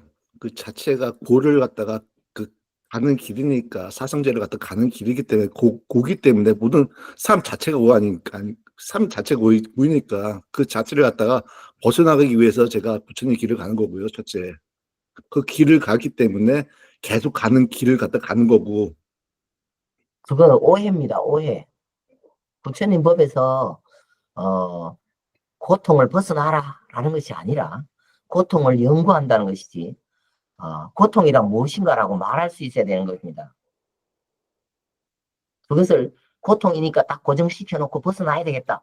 이것은 그걸 갖다가 느낌, 감정을 다 알아차리고서 그게 다 가는 길이기 때문에 그 느낌이랑 감정을 다 내려놓고 가는 길이기 때문에 그 길을 가는 건데, 그 길 자체가 어차피 부처님 길을 갖다가 가는 거고 부처님 법을 갖다가 깨우치러 가는 길이기 때문에 가는 길인데, 그 가는 길 자체를 갖다가 물어보는 거죠. 제가 어떻게 가야 될지 모르니까. 그러니까 여기 문문관에서는 길은 없다라고 써놨습니다. 길은 길이 아니다 하는 게 문문관에서 문이 아니다라는 뜻입니다. 그런 문은 없습니다. 그러니까 교사님께서 그걸 나는 그래도 길을 찾고 싶다라고 말씀하시면 그 길을 버리셔야 길을 찾을 수 있습니다. 가는 걸 포기하라는 것입니다. 그렇죠. 그렇게 한번 노력해 보겠습니다. 그래도 대화를 통해서 다시 한 번 더 생각을 해보셔야 됩니다. 무조건 안 하는 걸 말하는 건 아닙니다. 안 하는 건 아니죠. 당연히. 근데 어차피 가는 길은 가는 길이기 때문에. 근데 지금 꾸준히 해왔는데 여기서 더 어떻게 가야 될지 몰라가지고 스님께 물어보는 거고요. 그러니까 제일 빠른 길은요, 막히는 길입니다. 막히면은 바로 갈 수 있습니다. 근데 열린 길은 많이 막혀봤어요. 그러지 않아도 제가. 그래도 안 됩니다. 많이 막힌 것 갖고는 안 되고 아예 갈 데가 없어버려야 됩니다. 뭐 찔끔찔끔 막히는 거는 하나만 합니다. 근데 거의 죽음까지 갈 정도로 막혀봤거든요, 거의. 죽어도 안 됩니다. 그거는 막히는 거는 죽는다고 해서 되는 게 아니에요. 내가 생각 속에서 갈 길이 있는 사람은 계속 갑니다. 가지 마시고 내가 왜 가는지 원인을 더 생각해 보셔야 됩니다. 그거는 절대 갈 길이 아닙니다. 갈 길처럼 보이는 것 뿐이에요. 거사님께서 애쓰시는 거는 뭐 우리가 다 알지만 그래도 이거는 갈 수 있는 길이 아닙니다. 원래 이제 문간의 내용은 가는 걸 말하는 게 아니고요. 이거 갈 데가 없다, 갈 수가 없다는 걸 설명하는 책입니다. 옛날 사람 말로 해도 그렇습니다. 네. 왜 갈 수 없는지 아세요?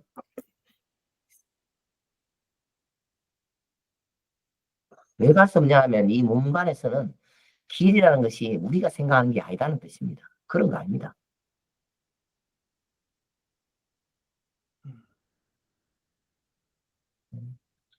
그래서 이제 이 문간을 강의를 하기도 하지요. 그러니까 자꾸 이제 가지 말라고 하니까 막막하니까 이 참선이 골치 아프고 힘들다고 생각하시는데 그게 아니고 생각을 돌이켜봤어. 자기의 생각이 드러나면 그거 어디로 안 가도 거기 다 해답이 자기한테 있습니다. 그래서 내가 왜 이럴까라고 연구하는 게 제일 빠릅니다. 그래도 혹시라도 답답하시면 그 책 속에 뭐 이런 문제 저런 문제를 생각해 보셔도 뭐 별로 나쁘지는 않습니다만 어쨌든 우리가 목표를 향해서 쫓아가는 건 아니라는 뜻입니다. 알겠습니다. 네, 다음에 또 질문해 주세요. 일시명 보살님 질문하십시오. 네, 스님, 저는 마이크 안 켜고 하겠습니다. 네. 제가 좀 마이크 체질이 아니라서 말씀을 잘 있는 대로. 스님, 저는 좀 몸이 아프거든요. 근데 사실 솔직히 여태까지 절에 20 몇 년을 다닌다 그러면서 따라다니면서 뭐 기도도 하고 이렇게 따라한 것 같아요. 따라하다 보니까 나름 또 이게 습관이 된 것도 있고 한데 최근 들어 제가 몸이 아프다 보니까 누가 그러더라고요. 간절하게 기도를 하면 가패를 받는다, 낫는다 그러는데 제가 그 간절이라는 말은 알겠는데 어디까지가 간절인지를 모르겠어요. 그 간절한 마음이 어떤 마음이 간절한 건지 아직 이렇게 하면서도 제가 뼛속깊이 막 정말 뭐 이렇게 그렇게 그 와닿지가 않아서 제가 이거 지금 여태까지 기도하고 절에 다닌 게 제대로 다니고 있었나 하는 어떤 회의심도 오고 최근에 그래서 조금 저 자신을 좀 그 신앙이랄까요? 믿음적으로 조금 이렇게 의심하는 그게 조금 생겼더라고요. 그게요. 간절하다는 건 사람마다 다 다릅니다. 그런데 간절해서 이루어질 수 있는 거는 이제 사소한 거는 이루어지기 쉽지만 그렇게 큰 병은 또 간절한 것만 갖고 안 되고 원인을 좀 생각해 보셔야 되는데요. 마치 우리가 라디오가 고장났을 때 불에 넣기도 하고 물에 넣기도 하고 망치로 때리도 보면 어떻게 났을 수도 있어요. 그렇지만은 어디가 고장난지 찾아가지고 부속을 갈아야 확실하게 나을 수 있습니다. 그러니까 계속 아플 때는 원인이 있을 것입니다. 원인을 찾으셔야 됩니다. 원인이 심리적인 면에나 뭐 생활 속의 방식이나 어떤 점에서 자신이 스트레스 받는 면이 반드시 있을 것입니다. 그래서 그 스트레스를 찾아가지고 그것을 해결하는 방법을 찾는 것이 훨씬 더 나을 것 같습니다. 네. 분명히 그런 원인이 있죠. 예, 돌이켜보면 있는 것 같아요. 그동안에 제 자신에 대해서 조금 이렇게 뭐랄까 갑자기 말이 안 나오네요. 좀 제 자신을 좀 돌보지 않았다고 그럴까? 그런 거를 이제 조금씩 느끼면서 계속 이렇게 기도를 하고 있거든요. 근데 예. 예, 말씀하세요, 스님. 아니, 그런데 그렇게 자신의 마음속에 스트레스를 일으키는 걸 해결하지 않으면은 마치 밑에는 불을 떼고 위에는 찬물을 아무리 부어도 잠깐 좀 개운해져도 좀 있으면 또 막 볼볼 끓을 것입니다. 그래서 원인을 해결하는 쪽으로 그래 이쪽도 증상도 좀 완화시키고 원인도 해결하도록 그렇게 하신 게 아마 필요할 것 같습니다. 근데 왜 그 제가 해온 그 기도라든가 믿음에 대해서 회의가 오는 거는 왜 그럴까요? 그것은 이제 사실은 논리가 없기 때문입니다. 그리고 회의라는 것은 그냥 회의만 하지 말고 완전히 의심을 해봐야 됩니다. 정말 그런 걸 믿어도 되는지, 믿을 만한 것인지, 그리고 혼자만 생각하지 마시고 도반들과 대화를 하면서 이거 믿어도 되는 거야 이렇게 따져봐야 됩니다. 논리가 없으면은 스스로 고통스러울 수 있습니다. 꼭 따져보세요. 연구를 자꾸 해보고 지금도 물어보셔도 됩니다. 믿어야 됩니까? 하면 저는 믿으라고 말하지 않습니다. 뭐든지 막 의심해봐야 됩니다. 세상에 믿을 게 어디 있습니까? 세상에 믿을 건 없습니다. 자식도 못 믿는데요. 뭐.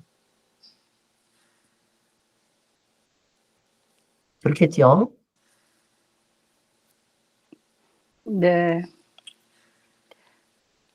제 자신도 잘 믿지를 못하겠어요. 제가 지금.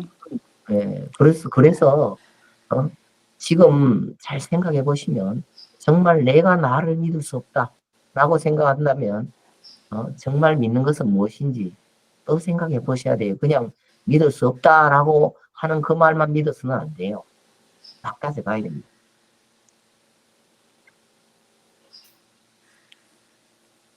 그래서 혼자만 생각하지 마시고 대화를 해보셔야 됩니다. 그래야 나만 안 믿는 것인지 다른 사람도 안 믿는 것인지 말씀하세요. 교수님 지금 이 시점에서 제가 만약 물론 뭐 대화도 해보고 책도 보고 하겠지만 어떻게 기도를 하고 수행을 해야지 좀 뭐랄까 제 마음이 좀 가라앉을까요? 그게 이제 제가 이제 비유를 들 때가 있는데 예를 들어서 어떤 분이 3m 되는 긴 짝대기를 들고 길가를 가보면요. 지나가는 사람한테 다 부딪혀요. 그 힘들어 죽겠다 그러는데 그 짝대기만 내버리고 나면 세상 편하거든요. 그런데 스스로가 그런 짝대기를 가지고 있다고 생각해 본 적이 없는 사람이 많아요. 과연 내가 하는 말과 표정과 말투와 이런 것이 다른 사람을 괴롭히는지 아니면 나를 괴롭히는지 이런 것을 생각해 봐야 되는데 우리는 내가 이 자리에서 밥 먹고 산다는 것 자체가 다른 사람한테 피해를 준다는 걸 잘 몰라요. 내가 있으니까 그만치 남들한테 더 이렇게 도움이 되고 이득이 돼야 되는데 그게 아니고 나도 모르게 나라는 기준이 남을 괴롭힐 때가 많습니다. 그래서 어쨌든 자신을 고치면 해결되지 않는 문제는 세상에 없다라는 것이 이제 우리 부처님 법이라고 해도 과언이 아닙니다. 아무리 어려운 것이라도 내가 먼저 그래서 기도는 어떻게 하냐 하면 부처님한테 내가 무엇을 구하는 기도가 아니라 부처님 앞에서 내가 무엇을 포기할 것인가 그게 정말 기도라 해도 과언이 아닙니다. 뭐든지 그냥 부처님 앞에 다 내삘푼다 이리 생각하면 기도하기 쉬워요. 근데 목적을 향해서 막 쫓아가면 아무리 해도 끝이 없는 것처럼 느껴집니다. 끝없는 길은 안 가는 게 나아요. 네, 알겠습니다, 스님. 감사합니다. 예. 또 문간에서 또 질문하신 분. 보라보살님. 보라보살님. 네, 스님. 저에게도 시간이 음. 조금 있나요? 예, 말씀하세요. 네, 스님 제가 질문이 있는데요. 이제 불교 공부도 공부잖아요, 그렇죠? 근데 그 예를 들면 그냥 예를 들어서 뭐 고시 공부나 무슨 중요한 시험이라고 치면은 할 거 다 하고는 못 하잖아요. 내가 할 거 다 하고는 그쵸? 포기할 거 포기하고 이렇게 시간을 많이 써서 이렇게 해야 되는데 제가 그거를 불교 공부에다가 이렇게 대입을 해보면 그러니까 그 일상 뭐지 그 제가 신도로서 정말 불교 공부를 열심히 이렇게 하고 싶은데 정말 어느 정도까지 내가 할 걸 안 하고 포기할 걸 포기하고 해야 되는지 그 부분이 항상 저는 너무 궁금합니다. 그러니까 예를 들어서 만약에 내가 정말 그 가정이나 뭐 다른 게 없고 정말 수행을 하는 사람이라면 내 전부를 다 해서 할 수 있는데 지금 그런 게 아니기 때문에 이거를 그렇다면 나는 그 많은 시간을 그 투자를 할 수가 없으니까 나는 열등한 것인가 아니면 내가 이거를 하려면 그 정말 포기를 하는 부분이 있어야만 하는 것인가 뭐 할 거 다 하고 시험 붙기를 바라는 건 내가 너무 날로 먹으려고 하는 그런 마음가짐인가 그런 거가 너무 궁금합니다. 예, 부처님 법은 세상의 그하고 약간 다릅니다. 이제 세상 사람은 말하자면 세상에 공짜가 어딨냐 이렇게 네네네. 그쵸. 생각하는 것이 네. 세상 법이라고 할 수 있지만 부처님 법은 오히려 말하자면 내가 자식을 위한다. 그러면 자식을 더 위하려고 생각하는 것이 부처님 공부입니다. 돈을 벌려면 더 잘 벌어야 되겠다라고 생각하면 그게 부처님 법을 공부하는데 필요한 것입니다. 그러니까 부처님 공부는 내가 알고 싶으면 더 많이 알고 싶다. 그걸 부처님 공부라고 할 수 있어요. 그런데 잘 안 되는 것은 뭐냐 하면 내가 자식을 사랑하는데 잘 안 되는 것은 내가 생각을 잘못하고 엄마의 입장을 강조하기 때문에 자식을 사랑하기 어렵습니다.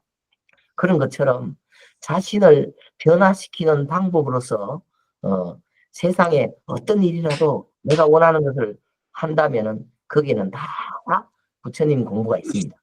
그거는 뭐 다른 걸 포기하고 하는 게 아닙니다. 오히려 세상을 더 열심히 살고 싶은 사람이 부처님 공부하기가 쉽습니다. 네, 감사합니다. 네, 감사합니다. 네, 저는 항상 그렇게 생각을 했거든요. 내가 이렇게 시간을 이렇게 많이 내지 못하는데 그러니까 정말 붙을 수 있나 그런 거 있잖아요. 몇 년을 1년에서 될 거를 내가 뭐 몇 년을 해야 되나 이렇게 해서 되겠나 뭐 그런 생각이 항상 있거든요. 네. 그래서 여쭤본 거예요. 네. 차이예요. 그러니까 남편을 사랑한다 하면 내 것을 가지고 남편을 사랑하는 것은 문제가 생길 수 있지만 남편을 너무너무 사랑한다면 내 것을 그냥 왕창 버리고 그게 부처님 공부인데요. 뭐. 자식을 사랑하는 건 마찬가지입니다. 자식을 위해서 나는 내가 하고 싶은 거 하면서 자식을 사랑한다. 이런 거 하고 나는 내 거 다 싹 내버리고 정말 자식에게 올인한다. 그게 부처님. 그게 그건 뭐였습니까? 네, 잘 알겠습니다. 네, 감사합니다. 네. 김원경 보살님.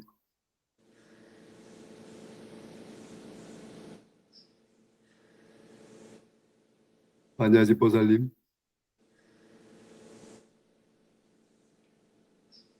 백인경 반야지 질문 보살님. 없습니다. 질문 없습니까? 예. 서린 거사님. 서린 거사님. 서린 거사님. 제가 좀 하야입니다. 예. 의사는 오늘 참석 못했고. 마야 근데 보살님. 저기 스님 법문 너무너무 귀에 쏙쏙 들어오고 너무 잘 듣고 있습니다. 오랜만에 굉장한 환희심을 느낍니다. 감사합니다, 스님. 백인경 보살님, 백인경 보살님,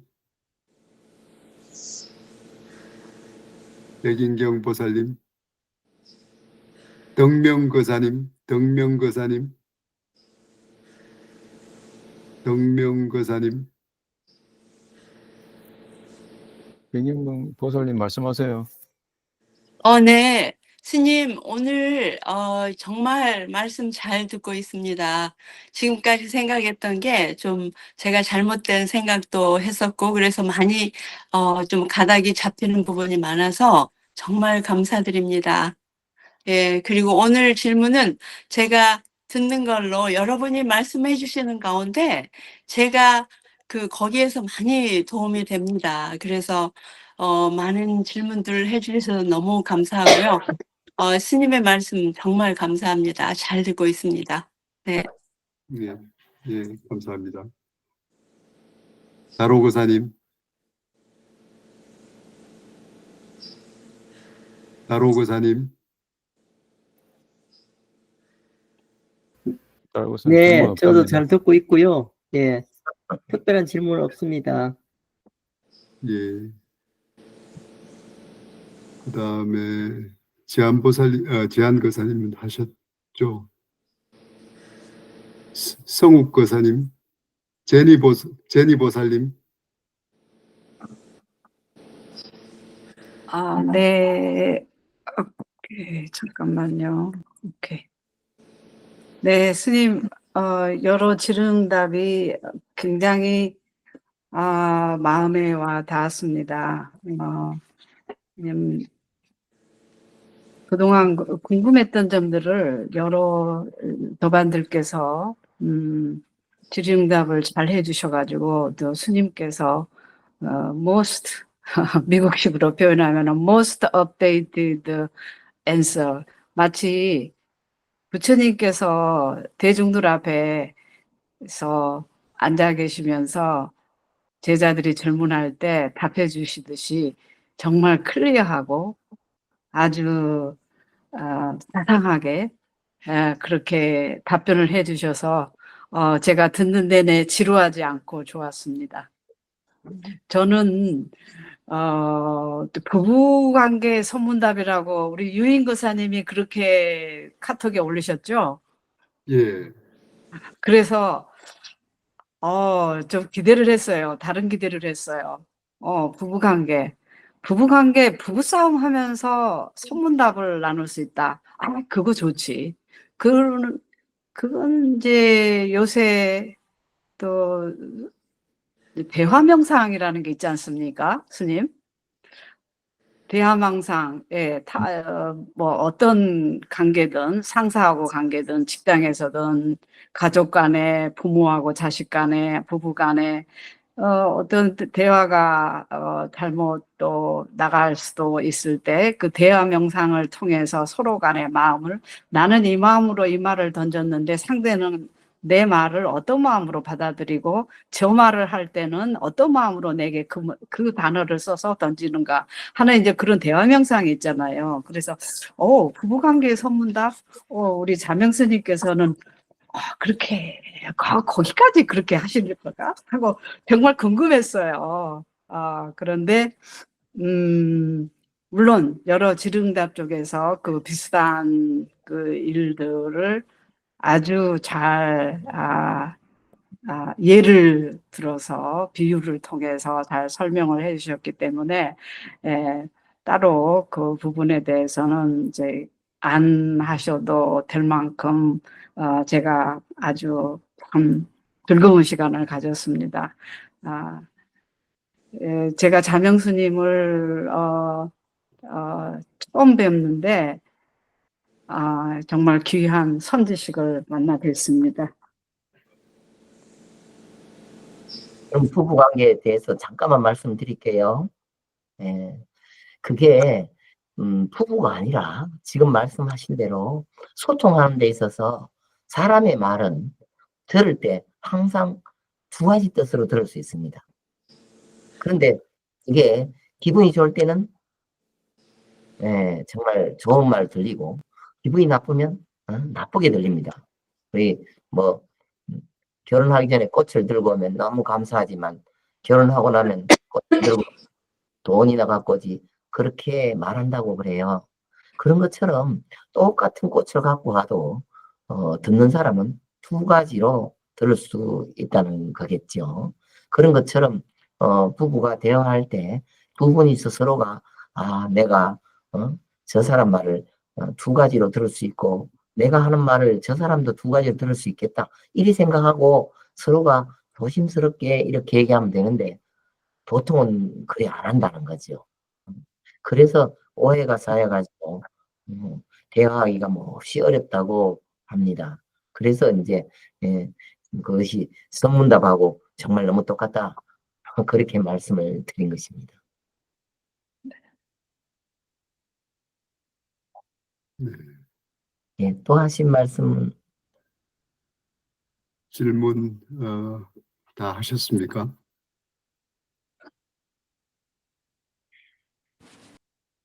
제가 마지막으로요. 스님 자주 오실 수 있으세요? 없죠.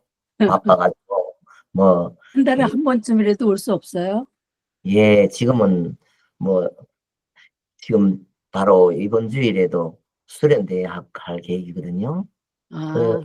그래서 사실은 바빠서 일반 전화도 잘 못 받고요. 그냥 여기에서 이제 이렇게 줌으로도 하지만 우리 법회 자체도 이렇게 그룹으로 한 6명, 10명 요 사이로 해서 계속 이렇게 토론을 하고 그 다음에 평일은 이제 새벽에 그렇게 기도를 하는 그런 수행을 합니다.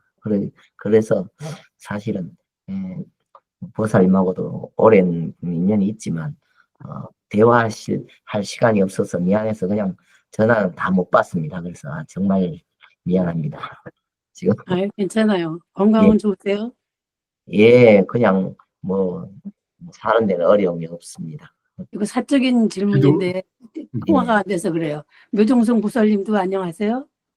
여정성 보살님은 저보다 더 바쁘세요. 그래서 그래요? 말씀을 드리기가 미안해서 그렇습니다. 예. 그리고 괜찮습니다. 집도 하나 더 짓고 한번 있어가지고 전화 받아줬으면 좋겠다고 전해주세요. 예, 제가 말씀드릴게요. 예. 기도는 어떤 기도에 대해서 잠깐 말씀해 주시겠습니까?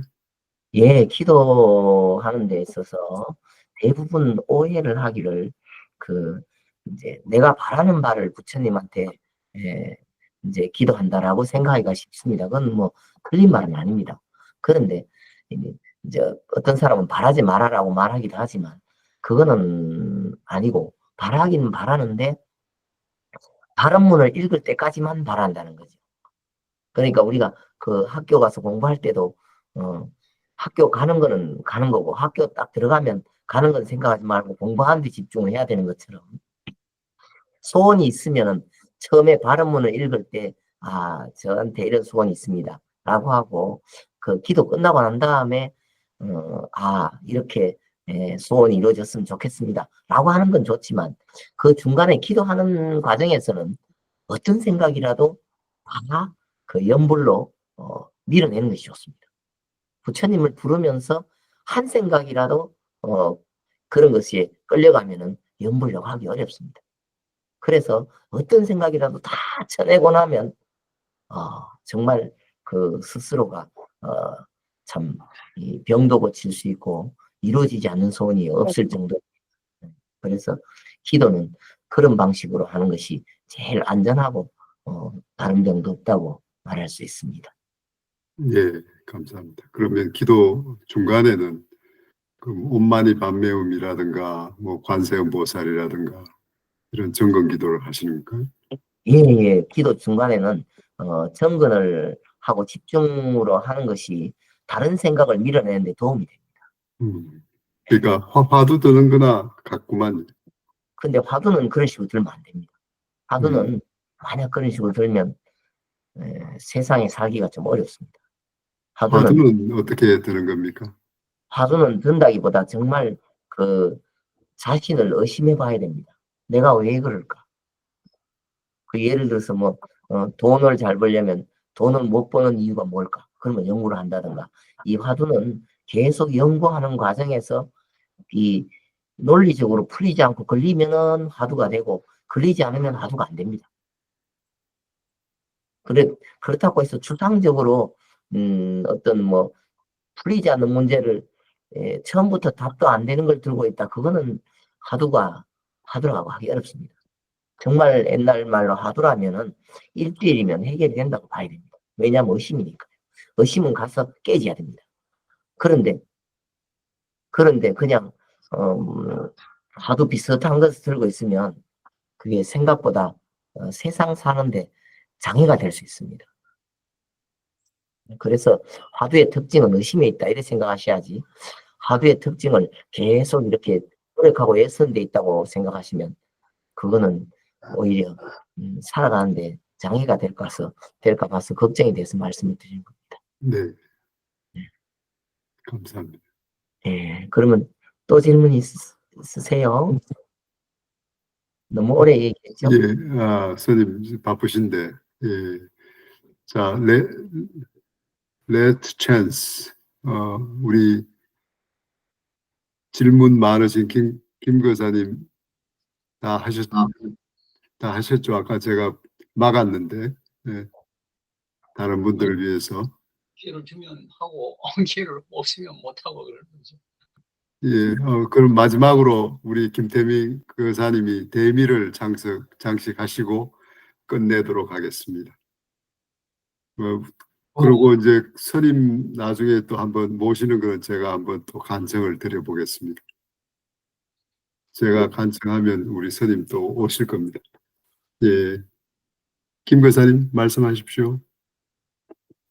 뭐 이제 그 깨달음의 뭐 의의라고 해야 될까요? 그런 걸 이제 생각을 해보고 싶은 건데요. 그러니까 뭐 아직 그 깨달음을 어떻게 이제 증득하는지도 그 감은 안 잡히는데, 이제 혹시 이제 깨달은 분이 있어서 그 깨달은 분이 이제 갖는 어떤 뭐 사회적인 세계적인 의의가 이제 뭐 부처님 같은 경우는 뭐 한 2000년 그 이제 그 이름이 있으니까 됐다고 치지만, 다른 어떤 깨달은 분이 있어서 세상에 도움이 되는지, 그냥 단지 그냥 자기 그 마음만 편하게 돼서 뭐 괴로움이 없어지는, 그러니까 개인적인 행복으로만 충분한 건지, 뭐 말하자면 깨달아서 뭐 어리석은 중생들을 위해서 뭐 이제 좀 의미 있는 일을 할 수 있으면 좋겠는데, 뭐 어리석은 중생들이 뭐 쉽게 따라하기 쉽지는 않은 그런 어떤 그 방편들을 이제 제시하는 경우는 뭐 본질적으로 큰 의미가 없지 않습니까? 그게 이제 아쉬운 점인데, 이 말씀하신 그 뭐 취지에서도 무문관이 이제 약간 이제 별에서 벗어났다라고 하는 것이 뭐 중생들이 알아듣기도 힘들고, 그다음에 실제로 이제 그 스님이 보시기에도 뭐 틀렸다라고 하는데, 뭐 이제 와서 말씀을 해주시니까 틀렸는가 보다라고 뭐 그냥 그 들은 정도지, 그게 뭐 정말 어떻게 그 마음에 깊이 와닿는 거라든지 뭐 다시 논리를 따져보라 그러면 또 이렇게 뒷걸음질 칠 것 같은데, 그런 측면에서 뭐 서두에 누가 말씀을 했습니다만은, 부처님이 말씀하실 때는 뭐 특별히 그 말도 어렵지 않았고, 뭐 이렇게 그 중국을 통해서 온 뭐 한자어를 쓰는 것도 아니고, 그 당대에 당시에 있는 사람들한테 바로바로 전달해 줬을 텐데, 이제 만약에 우리나라에서 그렇게 비슷하게 깨달은 분이 있으면 우리나라 말로 그냥 편하게 그 따라온 복잡하고 어려운 말 안 쓰고 쉽게 전달해 주거나 쉽게 깨닫게 해주면 좋은데, 뭐 다른 분들은 듣기에 깨달음이 없지 않아 있는 것 같기도 한데 저만 깨닫지 못해가지고 지금 뒷걸음질 치는 것 같아서, 뭐 그런 이제 아쉬움을 전하면서, 깨달은 분이 그 뭐 어떤 대단한 일을 이제 세계적으로 할 수 있는지, 그 다음에 이렇게 어리석은 중생들을 정말 구제하듯이 이렇게 끄집어낼 수 있는 방편은 뭐 죽었다 깨어나도 없는 건지, 그런 질문을 이제 드려보겠습니다. 예, 깨달음은 별로 어려운 것이 아닙니다. 그런데 자신이 깨닫고 싶지 않은 사람이 많아요. 그러니까 그것도 어떻게 보면 중생의 한계라면 한계니까 그것을 넘어가는 방편도 중요하긴 하지 않습니까? 그러니까 깨닫게 만들어야 할 의무가 없다는 것입니다. 그냥 깨닫기 싫으면 안 깨달아도 돼요. 그냥 부처님은 우리가 원하는 대로 다 해주시는 편이라고 보시면 돼요. 그런데 깨닫기 싫은 사람도 막 잡아 당기갖고 깨닫게 한다. 이것은 좀 맞는 말이 아니고요.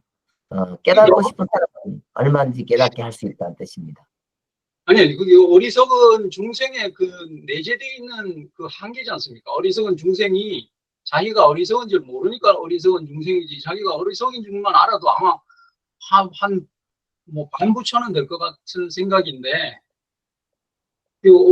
말하자면 이제 초등학생이 자기가 뭐 고급 뭐 학문을 이런 걸 모르고 그냥 낑낑대고 있는데 대학생이 보니까 아 이렇게 하면 될 것 같은데 대학생이 눈높이를 낮춰서 이렇게 땡겨오는 게 쉽지 그 어리석은 초등학생이 그 대학생 쫓아가다가 다리만 찢어지는 건 아닌가 뭐 그런 이제 말씀으로 여쭙는 거죠. 뭐 어쨌든 관심을 가지시면 깨닫는 건 어렵지 않습니다. 관심이 없어서 그렇고 사람이 듣고 싶은 건 잘 들리고 듣기 싫은 건 잘 안 들리기 때문에요. 그래서 이제 고의적으로 그런 건 아닐 겁니다. 그러니까 지금도 수행이라고 한다면은 듣고 싶지 않은 말을 자꾸 듣는다면 수행이 될 수 있습니다. 권사님께서도 듣고 싶지 않은 말을 자꾸 듣는다고 생각해 보시면 그게 듣기 싫은 말을 잘 들을 수 있게 되면 깨닫는 건 별로 어렵지 않습니다. 그러니까 그 쉽다는 게 제가 이제 수긍이 안 돼서 그런 건데 요새 뭐 과학이라는 말로 얘기하자면 뭐 어느 정도 쉽냐라고 얘기하자면 이제 소위 말해서 이 세상 사람들을 다 중생이라고 보면 80억인데 80억이 얼마나 이제 그 깨달을 수 있냐 그래서 비율을 얘기해 줄 정도로 쉬운 건지 아니면 뭐 그래도 중요하지 않습니까? 그 세계적으로 이렇게 전법을 하는 차원에서도 예, 깨달은 사람 뭐 누구든지 다 깨닫게 해줄 수 있습니다. 그거는 어렵지 않습니다. 근데 이제 이 공부나 깨달음이라는 건 시작은 주관적인 데서 시작합니다. 그래서 주관적인 데서요. 예. 공부의 시작은 주관적인 데서 시작합니다. 이게 참 그래서 주관적인 데서 먼저 막힌 것을 풀어야 그 다음에 이제 그것이 객관적으로 다른 사람이 봐도 인정할 수 있는 그런 논리를 말할 수 있게 되는데 주관적인 데에 있어서 맥혀 있으면은 그게 나온 말도 잘 안 들리고 그래서 이제 그런 일이 일어나죠. 잘 말하자면 못 깨닫는다든 둥 나는 뭐 어리석은 중생이라는 둥 이런 생각을 하게 돼요. 그래서 뭐 세상에 뭐 어려운 일이 있겠습니까? 이야기 많이 하고 대화 많이 하면은 그 뭐 별로 어렵지 않고 그리고 나온 말이 잘 안 들리면 뭐 어렵고 그렇습니다. 거사님께서도 관심이 많으시면 대화만 많이 하면 뭐 깨닫는 거는 뭐 정말 자다가 눈물 흘리는 것보다 쉽습니다. 우리 김 교사님 부부싸움 하도록 준비 잘 하십시오. 예. 예, 스님 오늘 장시간 아주 그 밀도 있는 질문에 대해서 아주 좋은 대답, 아주 눈이 탁 뜨는 대답을 해주셔서 저희 속이 시원하고 환희심이 생겼습니다. 대단히 감사드리고 이 인연 꼭 이어가도록 그렇게 했으면 합니다. 감사합니다, 스님. 예, 예, 수고하셨습니다. 듣는다고 수고하셨습니다. 예. 감사합니다. 네. 네. 감사합니다. 예, 선생님 강건하십시오. 예. 감사합니다. 감사합니다. 법체 안녕하십시오. 건강 조심하세요. 예, 스님 들어가십시오. 예. 선생님 감사합니다. 예. 끝났네.